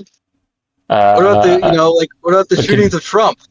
What about the that wouldn't be a particularly attempted assassination of Brett Kavanaugh? Like, I assume they're not even counting those, but like. That's a big part of the equation. I mean, they're either counting them as attempted or they're not counting them as successful, right? They're not counting them. They're not killings, right? That's a big methodological issue. Those are major left-wing acts of violence. But you're assuming right now. You're assuming right now, right? Like I said, I'm on the highway, but you have it open, right? So you tell me. No, but I mean, that's not something that you've like investigated and discovered. That's something that you're assuming about their methodology, right? Are those things on that list? Let's back up the claim. That's actually not the truth. That's. I'm just truth 12, man. I just want the truth. Yeah. I mean, they have like police officers killed in the United States by domestic extremists, 1971 to 2024. 1971. I mean, this is like, come on, man. I mean, it's 1971. Where, like, how could anyone possibly think that's a legitimate like reference point for something that happened 50 years ago? Sorry, this is a range. This is data. Like, I'm not sure what you're. Maybe this is hard because I'm looking at the screen and I'm just relaying to you like what's on here. I'm looking at a chart that they start looking at data in 1971. Okay. Right. What's the data? Because you're right. I'm not looking at it. Yeah. So I should be. I should be for having. Their conclusion is not here's what happened in the 70s and therefore X. Right. This is like a chart of data. Right. And it's interesting because 1971 to 1980, left-wing extremists is 21 versus right-wing extremists is 1. Domestic Islamic extremists is 2, other extremists 0, total 24, right? So it's very left-wing in 1971 to 1980. And in 2001 to 2010, it's 2 left-wing extremists killing police officers in the United States and 25 right-wing extremists, total of 27, right? So, killing police officers? Yeah. That's all they're measuring? This is one chart. We can maybe go through this as as its own stream. I think it deserves a close examination. There's a risk of getting too bogged down in one study. But the point is, this is what you hinged your argument on. Yeah, these are pretty well accepted. I'm not sure how to substantiate that these are well accepted, but this is like. I mean, this is the like government, counter extremism. Yeah, I mean, clearly we have different perspectives on what is kind of like obviously true or not true. Yeah, I don't think you're crazy for having a different perspective. Look, man, look, you're looking at it, right? Yeah. I'm not looking at it. You tell me, what is being measured in this study? What is the data point? Violence against cops? Violence? That was like one of the things that they studied, right? That wasn't the only. That was like one of, and that was in the ADL. I guess what you're saying how they did it is they took scores. I'm guessing again. I'm asking you because I don't. You have it up, man. So they took scores. They took kind of composite scores from different kinds of things, like shooting cops, or mass shootings, or assassinations, and they sovereign citizen ran it through some kind of formula that's kind of what it seems to be. Is that right? Yeah, I mean, so to back up a little bit, it's a little wishy-washy, as you could probably figure out. No, it's not wishy-washy. The reason that it feels that way is because the people who put together these kinds of analyses and these kinds of recommendations is that they're interested in formulating some kind of response in order to reduce this situation. They're not. It's so hard to convince people that something isn't a power grab, because it is when they do it. When Trump talks about left-wing violence, he isn't talking about it because he wants to reduce left-wing violence. It's because he wants to create a naked power grab for control. And so when I'm describing it, look, I'm not going to show for the ADL. I consider them a fairly right-wing organization, and I generally don't support them. But it doesn't mean that every single analysis that they do is simply fabricated. I'm going to look at what it is, and I'm going to see the facts that they're gathering. And I'm not interested in the right wing is violent, so we should grab power and destroy them. That's simply not my project. That's simply not my interest in the world. I have issues with Trump's politics, and obviously I do have issues with the ways that I think he might be creating stochastic terrorism, but those individual attacks I see as a relatively marginal issue in the scheme of things. Because again, the number of people killed by violent extremists in our nation of 330 million people, if there's 400 murders accountable to this over decades, that really is that's probably below, getting hit by lightning or whatever. So, lot to respond to there, but so on that last point, right? First of all, by the way, I don't think the biggest threat in terms of violent extremism to America is right-wing or left-wing extremism. I think it's Islamic extremism, right? No, I don't think that's true. Yeah, I don't think so. Can I just finish? Please, yeah. And part of the problem with your reasoning, if I could say, is that you say that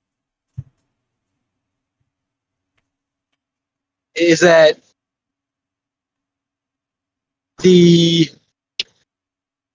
logic of, well, you're more, you said you're more likely to get struck by lightning. Mm-hmm. You're also more likely to die because of a coconut falling on your head. Sure.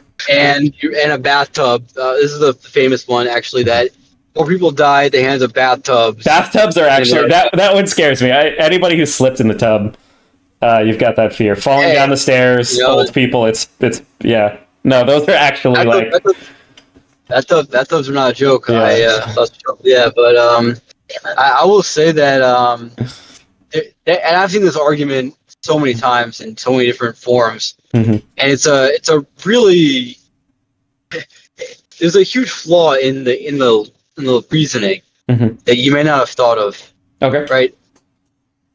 The FBI or the CIA, mostly mm-hmm. the FBI, has foiled, I don't know the exact number, over 100 mm-hmm. Islamic terror plots since 9/11 in America. Mm-hmm. Some of which could have been just as bad as 9/11, actually. Mm-hmm. So the fact that they were prevented, right? Sure. Or the fact that our government went halfway across the world and, preemptively neutralized some of the people that wanted to kill us. That's not a reason not to worry about that, right? I mean, we didn't really do that, though. Right. Well, so you're talking about like the war, wars in Afghanistan and Iraq. I mean, we probably created a lot more terrorism. Right, but that's totally irrelevant to what I'm saying, right? I'm talking about the FBI. What you're saying makes sense, though.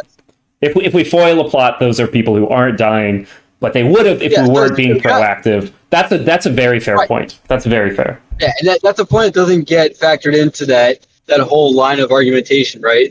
We also screen people, right? Like we have a. I think it does get factored in because people who are domestic, like political terrorists, not Islamic, but right wing or left wing or whatever, sovereign citizen, some kind of, what was it, like Waco shooting was like a cult, right? I mean, there's all kinds of, we're big nation, right? I mean, those kinds of plots get foiled as well. It's not only but that's kind of a non sequitur, right? Like I'm talking about a specific threat to our country that you might not agree exists, but I'm not saying it doesn't exist. I think it gets overblown for political reasons. But whether it gets overblown or not, right? It's a threat, right? It's a threat that is posed to our country, right? And the point that I'm making by drawing all this out is right. That's something where you could argue that it's actually undervalued underappreciated for the threat that it is because our government is so good at stopping these things from happening. I mean, we just had in New Orleans, that's a fair perspective. On New Year's, right? That's just one terrible situation where I don't know 10 people got killed just in one case of a guy, using his pickup truck. I mean, there's so many cases where things have been stopped just in the nick of time, or they just barely caught the guy, and there's, believe me, probably over 100, right? And the bigger point I'm making is, people talk about left-wing extremism, right-wing extremism. There's also Islamic extremism, which is certainly up there. Sure, right? But I mean, that's not like an ignored. That's a very popular thing to talk about, right? Yeah, but let me finish, right? And I'm not standing before you saying I 100% know which of those three categories is the quote unquote biggest, right? I don't think we know the answer. I don't think it's possible to know the answer. And we need to have, I think, a little bit of, humility, intellectual humility in saying that, well, there's a lot of threats in this country that we should all be united against, right? Violent extremism is bad, wherever it's coming from. We don't know exactly the proportions of where it comes from at every time. We can't calculate it perfectly. All these studies that keep reporting to show one thing have a lot of problems with them, right? And I think that's obvious, actually. I think anyone who really thought about it would realize that there's no way to measure this stuff accurately, right? People come with, like, James Holmes, right? The guy that shot up that movie theater in Colorado, right? He had, like, 20 different ideologies, right? The guy that shot Gabrielle Giffords. A lot of people portrayed him as a right-wing guy. He was like a tinfoil hat kind of guy. I thought like the government was like, there's all kinds of nuts out there, unfortunately, right? Absolutely. And I think painting it as a left-wing, right-wing, Islamic, whatever, centric problem is not the right way of looking at it. I think we need to figure out how to feel safer in general. But Trump is Trump and everyone around him is full throttle doing the exact opposite of what you're talking about. They're politicizing the hell out of it. That's look, wrong, right? There's definitely both sides. It's wrong when the right does it. It's wrong when the left does it. But the left isn't doing it like that. They're just aren't. Trump is the president.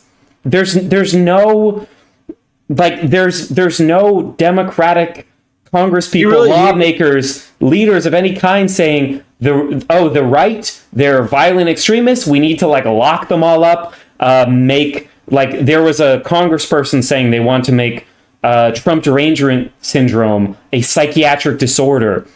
They're talking about firing everybody, shutting down media organizations. Like this, that only. I'm not saying that everybody on the left is great and they're all angels, or whatever. But there is no equivalent to that on the left right now at this moment, and Trump is going full throttle with it.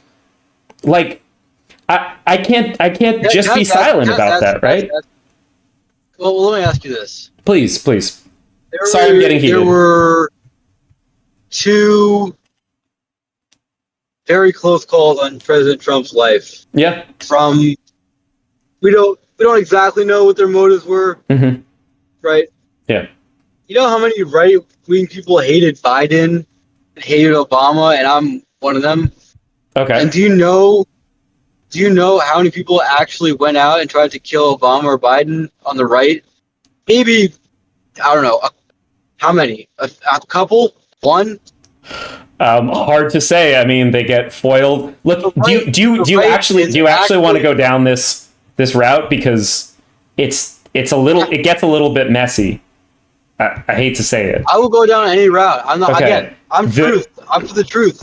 I'm not a. Yeah. The reason that the Secret Service did I think we can agree, pretty crap job clearing the scene. I'm talking about the first one where his ear. That was right. That was. I would agree. That was pretty. That was the kid. Far. That was the right. We can agree that was not great.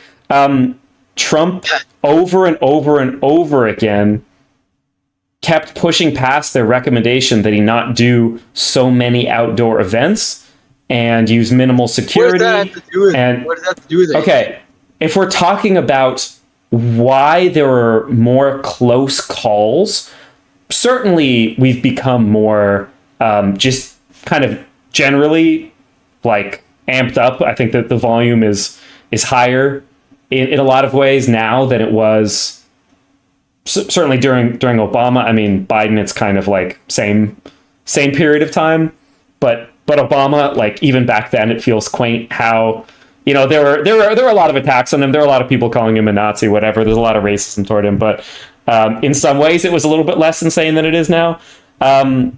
But I mean, Trump made security tougher, and so we're saying like, oh, the left wing is worse because there were more attempts on his life that were more visible or closer calls. I didn't say that.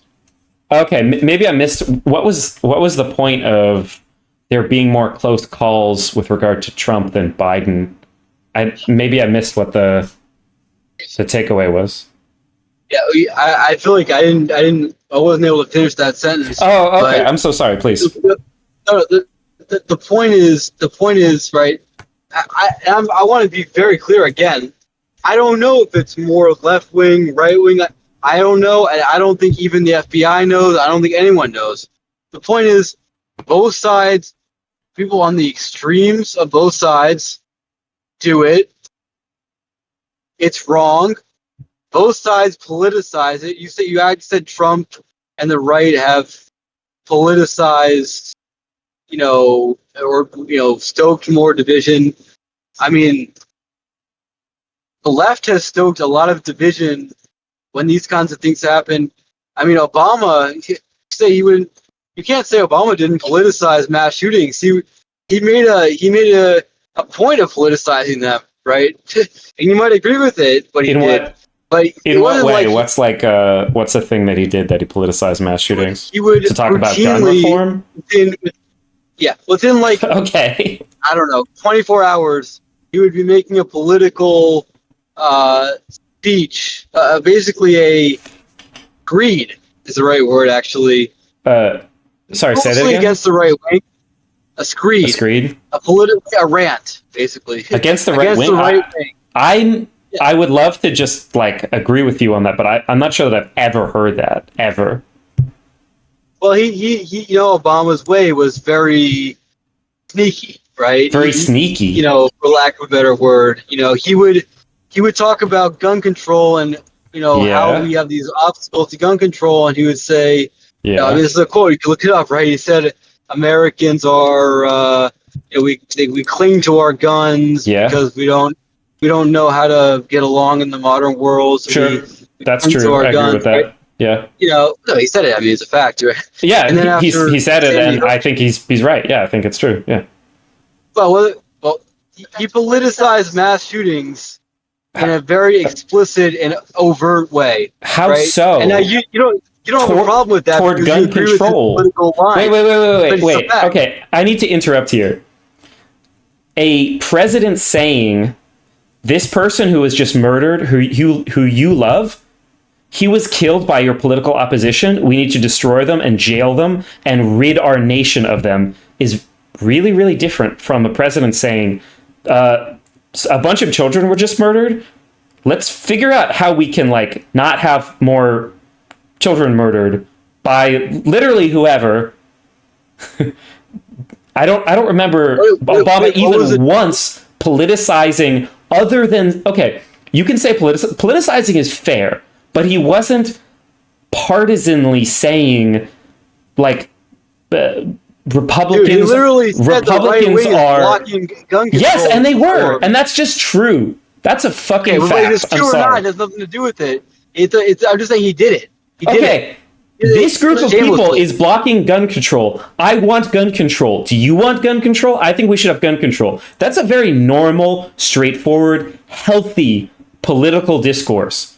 Hey, those kids were just murdered. Maybe we can stop that by making guns harder to get. You call it healthy because you agree with it. No, I do not. No, I do not. That is unfair, and that is not an okay statement to make. I don't simply disagree with Trump's politics. He's talking about and enacting locking people up, getting rid of people's ability to speak, and the people around him are talking about and enacting this for disagreeing. Obama never, ever once, if you can find me one quote, then I'll find a hat and I'll eat it, where he's saying we need to take away, press credentials. We need to get rid of platforms. We need to deplatform people, cancel them if they say something that I don't like about whatever. Well, okay. Well, these are not similar things. These are not even in the same ballpark. What was Obama's objective? Was it to destroy Republicans or to make guns less accessible?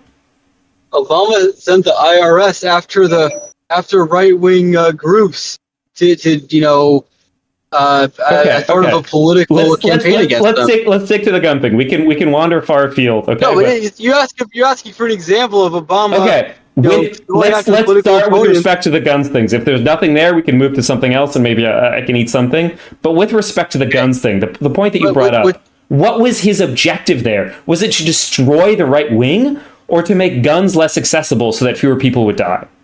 Unless you think that he wanted to do a totalitarian power grab. When you criminalize gun ownership of a certain kind of firearm, obviously people that refuse to go along with that, you're gonna put them in jail, of course.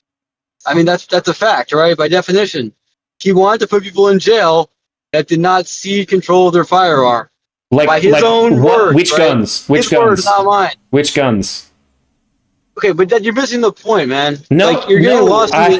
No, I'm not, because you made a very specific, strong argument about how he's politicizing mass shootings. He politicized mass shootings in order to prevent mass shootings. Well, maybe you think there's an ulterior motive there, and that's a fair conversation. Most people, but then we have to talk about the details. Dude, let me finish the sentence. Most people in politics politicize things because they think that they're doing the right thing. I'm not saying Obama was some nefarious guy that was evil and wanted to lock people up for the hell of it, but he did politicize mass shootings by his own account, right? He was proud of the fact that he politicized them. He made Why a point of shouldn't he politicizing be? them. Why shouldn't he be? He should be. He should be Okay, proud. but I'm saying you made a thing about Trump politicizing shootings. Trump should be ashamed Sure. because what they're doing is not comparable. Let me finish the sentence. Dude, you gotta let me finish my sentences, Okay, please, man. please. All right, like I let you finish your sentences, right? I try at least. Okay, let me finish my sentence. I appreciate it. Trump. We should talk exactly to the letter of the word of what you think Trump said exactly in terms of locking people up. I want to talk about that, but the basic point you made was that what Trump is doing is not okay because he's politicizing shootings. That is exactly what you just admitted Obama did all the time, and you said you're okay with it with Obama because you agree with Obama's approach. Fair enough. But it's politicization both ways, okay? So you can't have a double standard. That's my 2 cents, and that's a fact, right? They both politicized shootings. They both made attacks on their political opponents rhetorically, right? That's what politicians do. Obama did a lot of that, I can assure you. And especially when it came to the mass shootings, he went after the Republicans constantly. Okay, I remember it. He went after them viciously. He didn't say put anyone in jail per se, but if you're gonna criminalize something, then of course you're putting people in jail.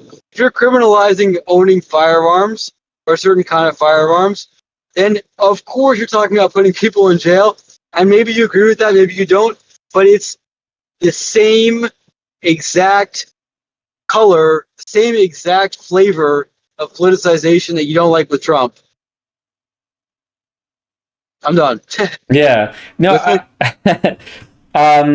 Okay. So I think there's one thing we can correct, which sounds like maybe this is going to sound like a small detail, but I think this is kind of a big thing.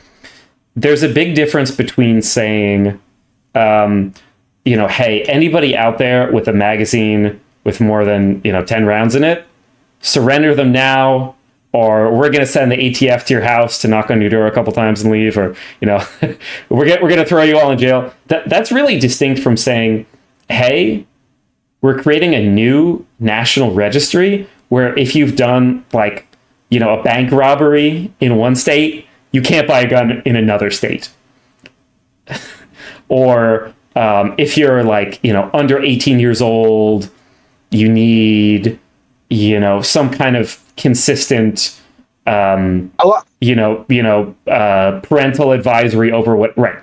Something like that. That's like a new regulation that says these are the new things that it's going to take to get a gun.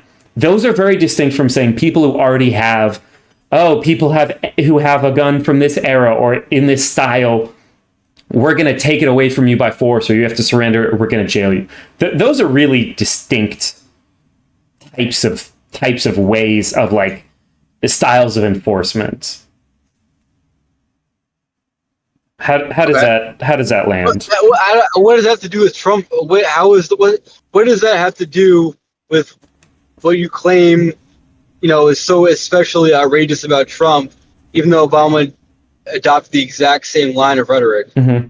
So when Obama talked about gun reform, the obvious thing that he was talking about is he didn't want people who were going to carry out mass shootings to be able to do that as easily. Wait. I'll throw you a whole bunch of bones that there could be a fear that this is a broader government overreach, gun grab. I understand that. There could be a legitimate, not even paranoia, whatever, but oh, hey, this is what you want to do, but there may be some unintended side effects, right? Are those the kind of caveats that? Dude, no. No? I don't want. My point is a very simple one, and I want you to address this question exactly. And I'll say it again. Okay.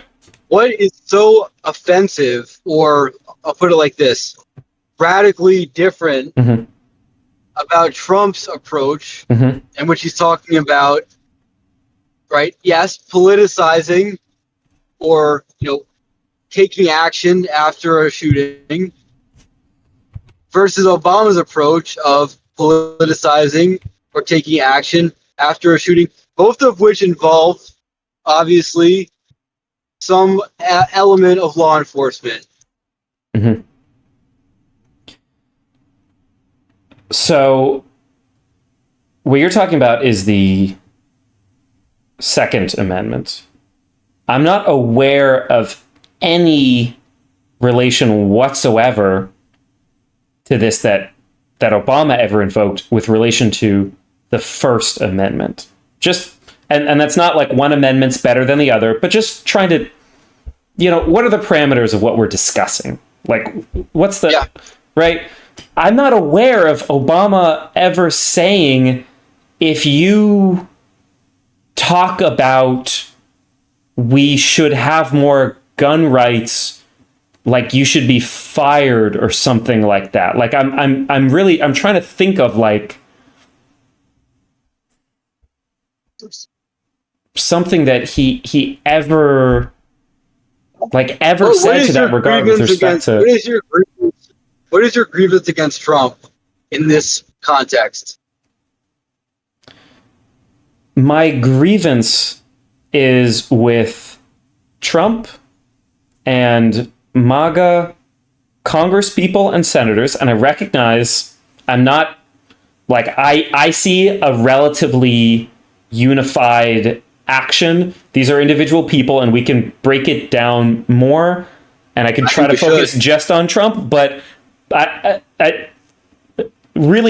do have to bring up all of these, which are multiple calls and successful actions of people being fired for saying true things about somebody who died in a mass shooting, that all of those people who are fired want there to be fewer mass shootings.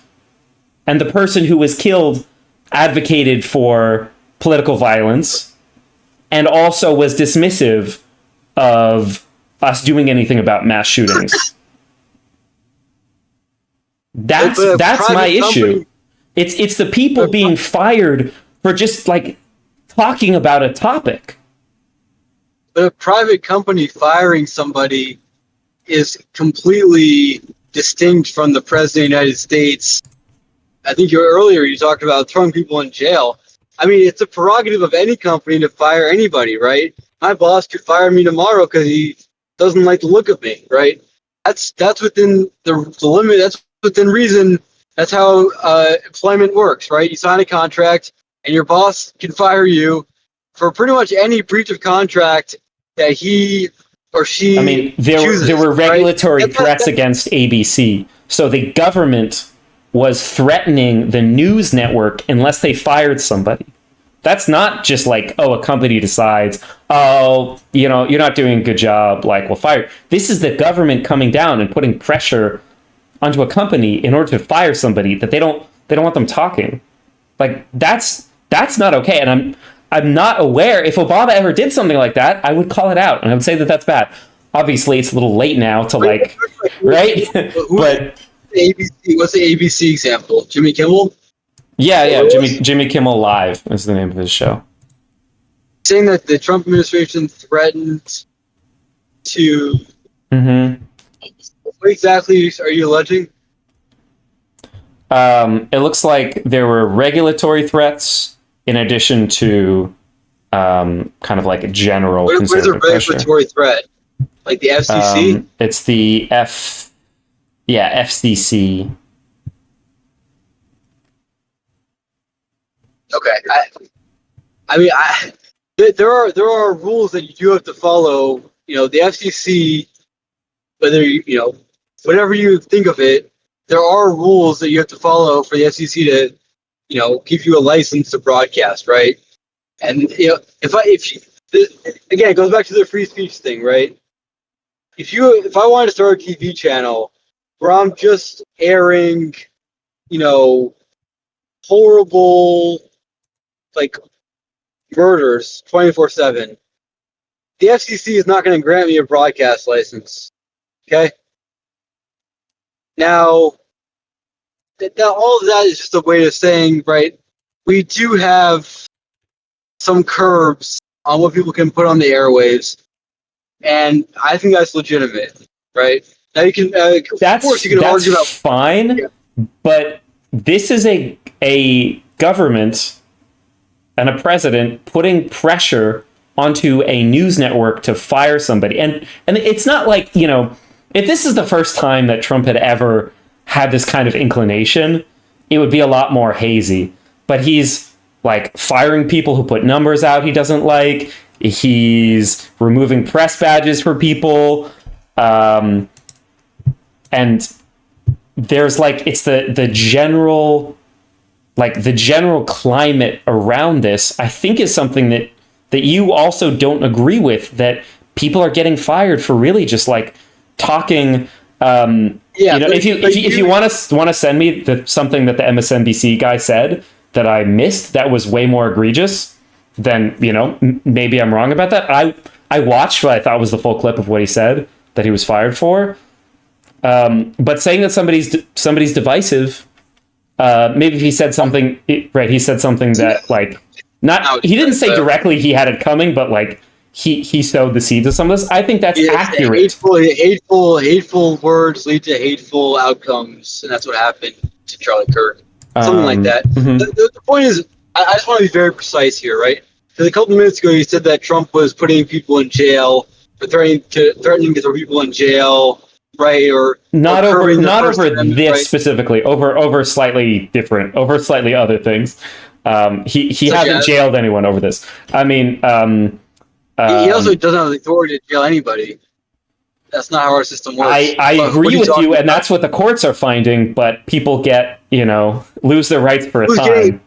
Who is Trump jailing? People like Mahmoud Khalil. People like who was it Abrego? Yeah, Abrego Garcia. Yeah. Yeah. I mean, he's from my home state. I'm buddies with him. But not actually. I mean, he's from my home state, but yeah, I'm from Maryland. No, that's wild.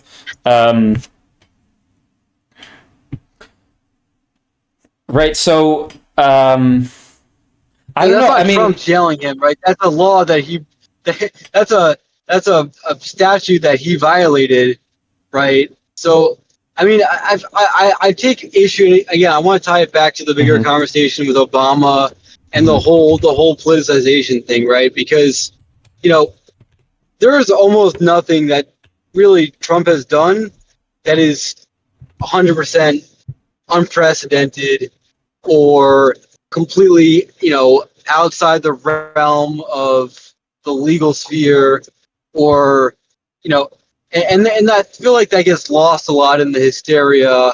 And I'm not accusing you of doing this. I mean, I think you do have a pretty harsh view of the president, but there's just a lot of... I have a very harsh view of him. Yeah.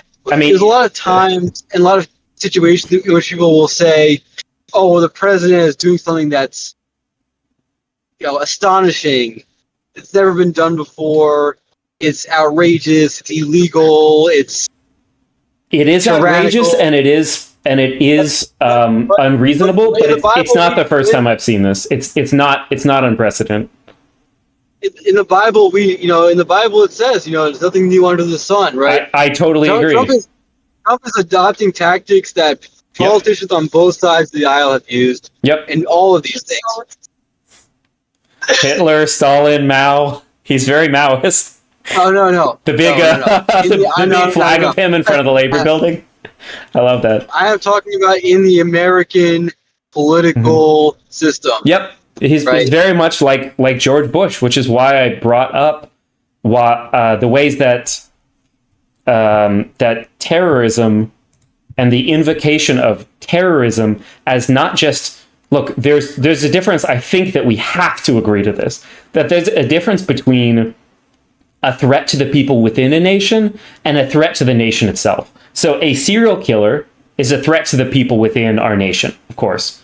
A serial killer is not a threat to our nation. Surely. Like, it cannot be the case, right? Well, Our political processes are not threatened. Our ability to build laws, to build infrastructure, to conduct I don't know. wars are not threatened by a serial killer. I have to disagree. No? Okay. I have to disagree. Interesting. Okay. Well, this is... There's a famous serial killer that you just mentioned about 30 seconds ago that nearly conquered the entire world. Are you talking about Hitler? It could be Hitler or Stalin. I'm talking about Hitler. Well, Stalin. I mean, famously not a serial killer. Hitler actually, I think, never killed anyone. So he's not a serial killer. He may not have done it with his bare hands, but he was a political leader of a fascist regime. Well, it's more than that. They were, them and the Japanese at the time had an unusual bloodlust, right? That's a fact, right? Wait, they had a severely say that again. Illogical. Yeah, Japan and Germany at that time in history were led by people who were extremely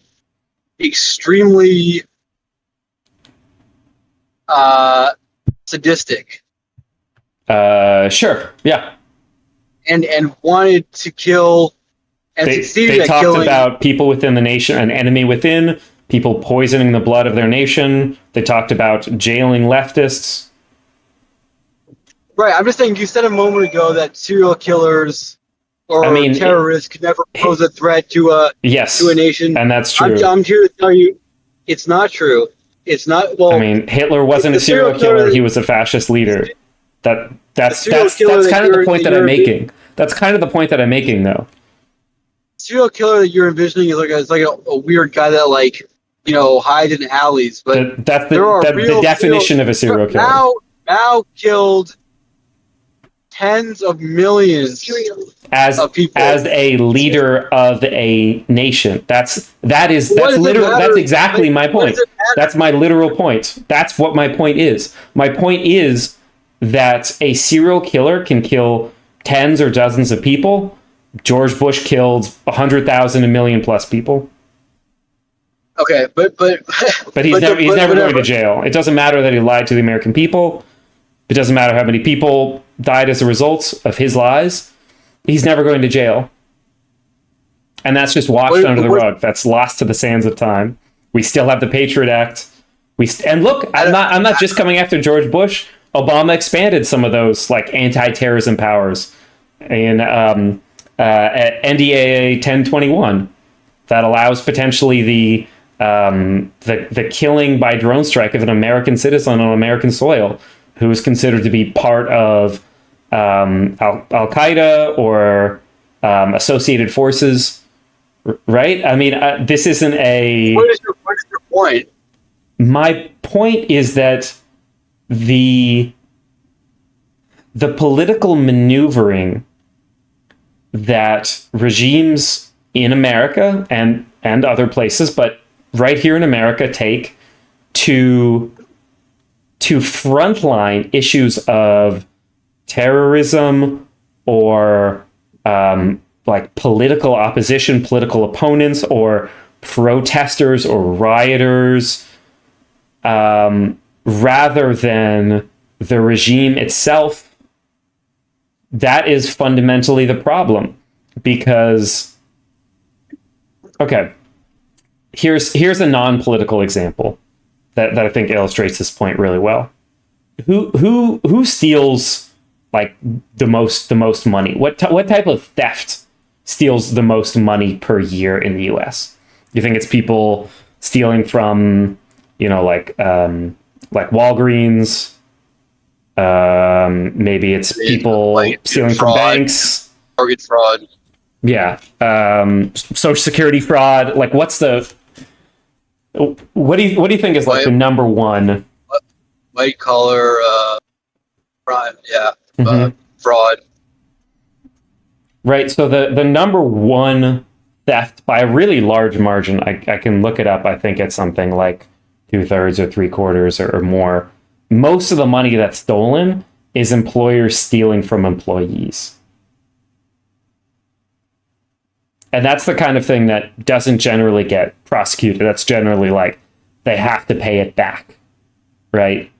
Maybe there's some kind of damages, but no one ever goes to jail for that. So you have crimes and you have crimes. So you have, and one of these gets sensationalized. So you have big stories about how San Francisco needs to shut down because all of the stores are getting robbed by these massive gangs, maybe terrorist organizations overseas, criminal organizations. You have all these gangs coming into America from overseas, terrorists, ISIS coming in through the caravans, right? You have Fox News splicing in images of ISIS with immigrant caravans and migrant caravans, right? And then you have who's actually stealing money, which is employers stealing from employees, who's actually committing crimes. You have this administration doing a lot of constitutional abuses, and judges saying that ICE acted illegally and unconstitutionally, right? So, dude, I don't understand. I don't understand where this is going. So this is where I'm stepping away from a kind of like right versus left thing. One of my favorite people. You're asking who are some of my like favorite people. If, you know, where the kind of like color would drain out of the world, if I found out I woke up one day and they had been shot. Chris Hedges, one of my favorite, he's a journalist. War is a activity. War is a force that gives us meaning. Exactly. Yeah.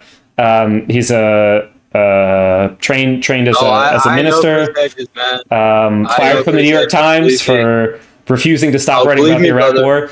There's a very should be much more famous case called Hedges v. Obama, where he sued the Obama administration to try to at least put a clause in NDAA 1021 that would make it so that American citizens couldn't be drone struck on American soil. He wrote Illusion. Is that the guy that wrote Illusions of Empire? Empire of Illusions. Yeah. Oh, yeah, Illusions. Okay. Right. So this isn't a left versus right thing. This is a power versus the people thing. But he's definitely on the left. I mean, sure. I don't think you could. I mean, he spoke out against George Bush. I mean, but he was right to speak out against the Iraq War, right? I mean, he's right to write about war and bring those facts. I mean, that's your opinion. You're entitled to your opinion. I mean, do you think the Iraq War was like a good thing for us to spend trillions of dollars to kill like 100,000 people? I think there were some good things that came out of it.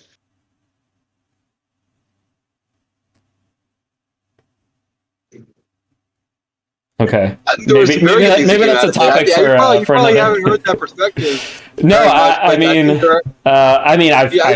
heard that perspective, but I haven't heard that perspective from you, and so I'm going to start with a clear and open mind about. I'm not gonna bring in, any other kind of past. I think it is one of the most thoroughly misunderstood events in history. Because of all of the, I mean, it's become almost a symbol of like, it's like Vietnam in a way, where it's like somebody in chat literally wanted me to ask, what do you think about Vietnam? Who the bad guys were in Vietnam War? I wouldn't have asked it that way, but I couldn't hear you. Sorry. Somebody in chat wanted me to ask you about the Vietnam War. I didn't know people. I can't believe people are still listening to this. Poor guys. People are really interested. I feel like they like this conversation. How many people do we have on the stream? I mean, honestly, more than usual. I feel like we've got, I don't know, maybe seven different people chatting. I'm not sure how many people are watching. I hope that this is, it's during some I hope we're getting people thinking. But I will say about the Vietnam War. Yeah. Go ahead.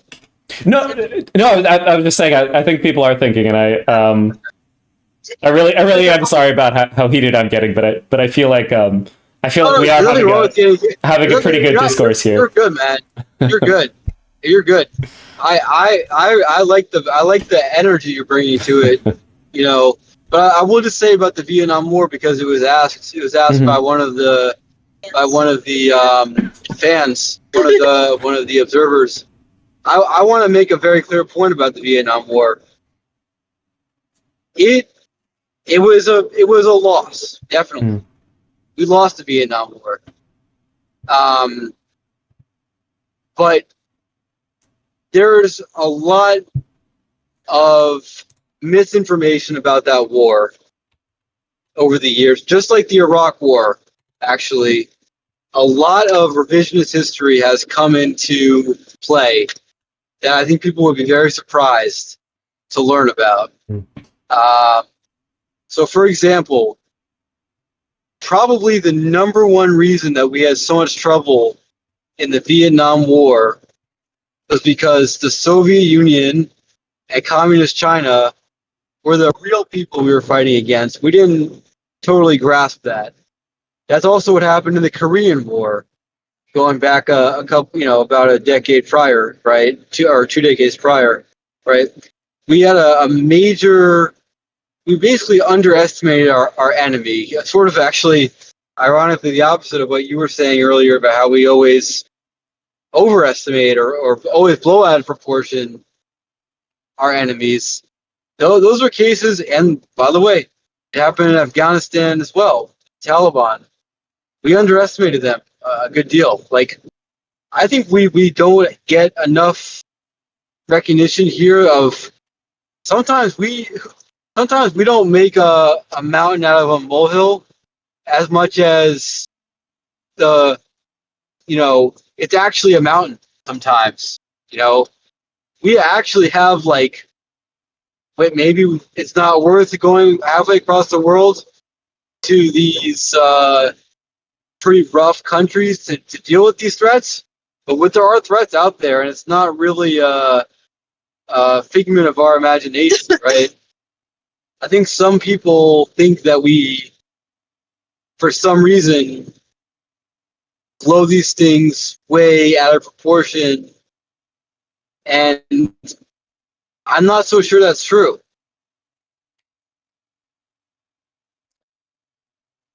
Yeah, I mean, I'm not going to say that America did a bad job doing wars, and all the wars we've been in should have been easy. That's not really the relevant thing to me. That's not my argument. Okay. Not my argument, just to be clear. My argument is that the enemies that we have gone to war against, in many of these cases, posed a real danger, maybe not to us in every case, but to our allies across the world. Now, I don't know if you think that's a legitimate objective to help our allies. Some people don't, but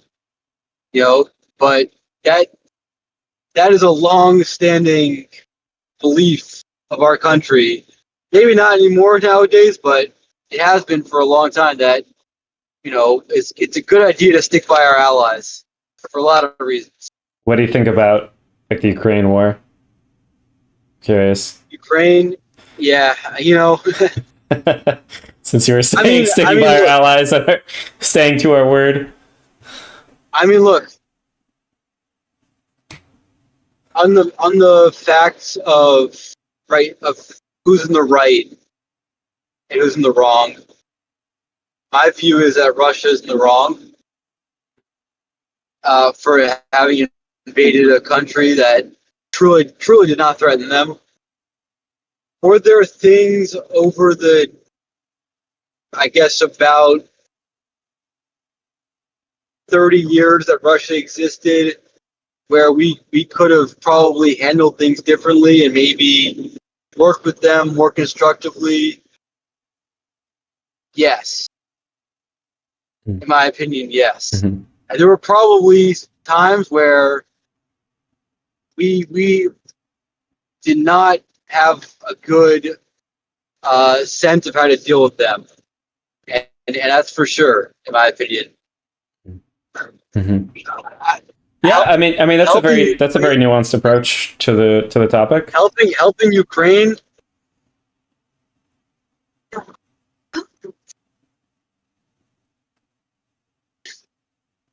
Oh, sorry, I don't know if you cut out or is it helping Ukraine?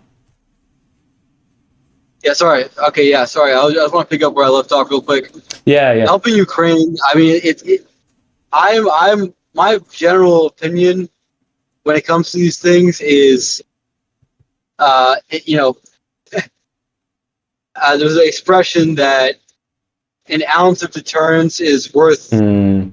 a pound of prevention. I think I might have screwed it up a Yeah, bit, but I you get know. the point, I right? know what you're saying. Yeah, It's yeah. it's a lot cheaper to prevent a war Yep. than it is to fight a war, especially Mhm. when it's not actually your war. It's someone else's war that you're Mhm. paying them to fight, Mhm. right? I think a lot of mistakes were made by, you know, various people. You know, yes, Obama, yes, Biden, but also Bush, regarding Ukraine. Hmm. And I think if we had made them more, you know, I use the analogy of a porcupine, right? Mm. If you make a porcupine very prickly, a bigger and stronger animal is not going to try to attack it because it knows that it's going to get hurt, Yep. even though the porcupine is a lot smaller than it.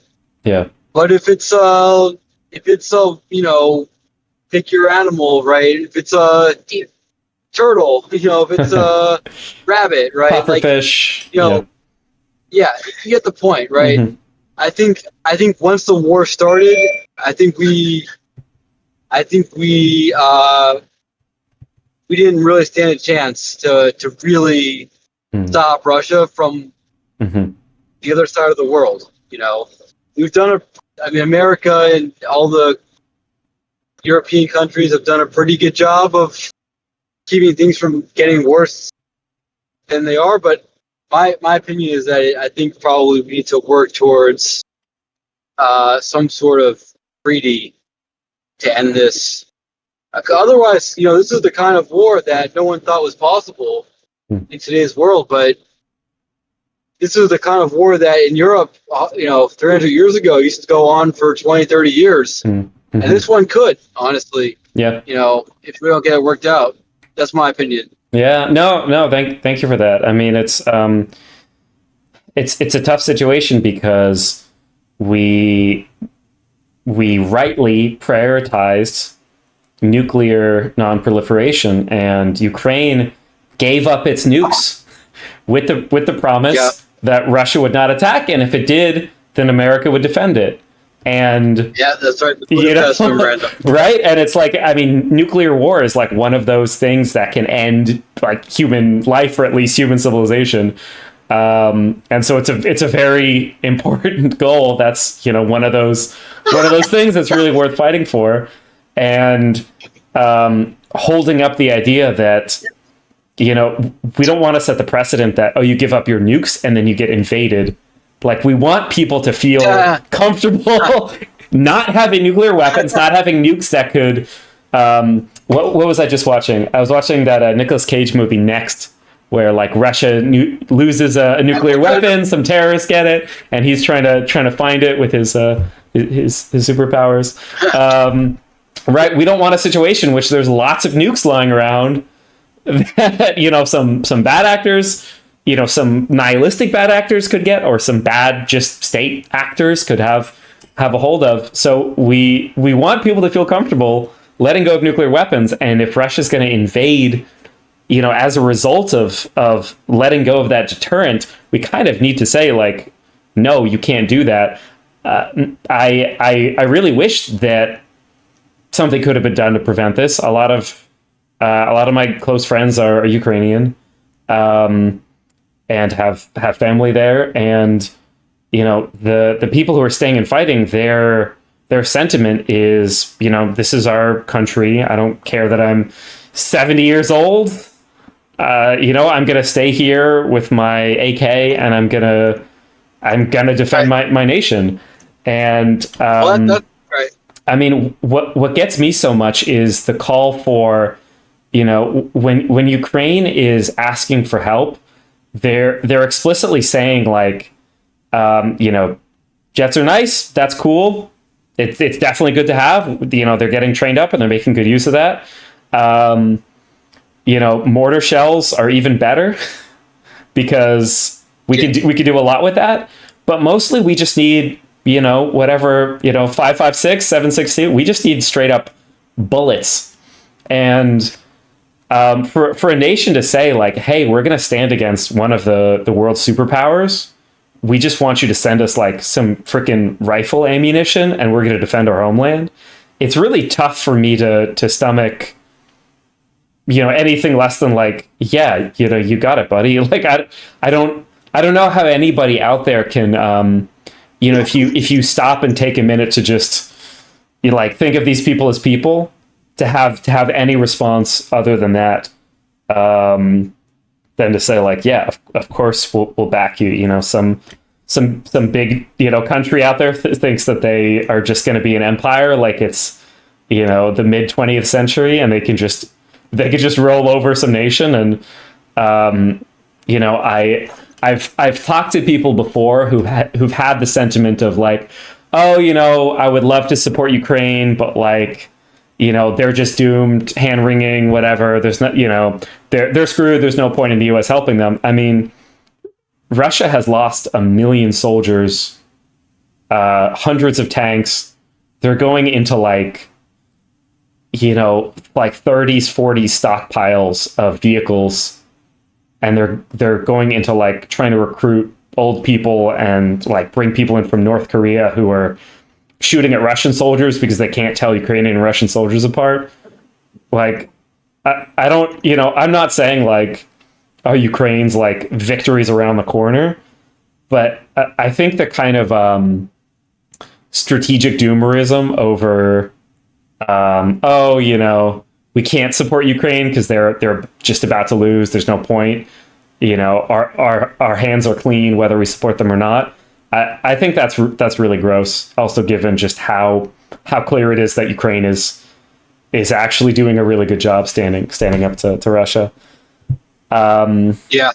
I should really go to sleep. I've stayed because this has been so engaging and such I feel like truly like fruitful conversation. Great. Thank you so much for showing up with this energy. I want to also, I don't know if you ever get down to Maryland, but you should come for Shabbat dinner. And we can definitely continue. But yeah, awesome. I mean, it was great. Thank you, man. Do you want to shout out? Do you have a channel, Twitch, YouTube, something? I just got on Discord literally today. Okay. I'm a little new to this, but yeah, Truth 12 on Discord, and I will debate. My new thing now is I will debate anybody on any topic, pretty much any time. So no, I can see that you were literally like, "Hey, somebody want to go?" And I'm like, "Yeah, let's do it." You're like, "All right, I'm driving right now." In this case, I owe you a thank you because I literally, this is like, I'm driving up a highway right now up the East Coast, and it's like going by so quick. So, thanks. That was a good way to pass the time. And yeah, well, let's do it soon again if we can. Yeah, thank you so much, everybody. This is Truth 12. I'll let you know if I find people who want to jump into something. Maybe I can play matchmaker. Yeah, people are saying it's good back and forth. Thank you so much. Have a smooth rest of your drive. Get home safe. All right, man. Happy holidays and take care. Have a good night. Happy holidays. Take care. Bye-bye. That was really nice. Yeah, I don't know what to say. That was a really respectful, like, good listening conversation. I feel like we have a lot to talk about because he was like not sure Not sure if you should feel that bad about the Iraq War. Not sure if you should feel that good about civil rights movement. I think we've got a lot more to discuss.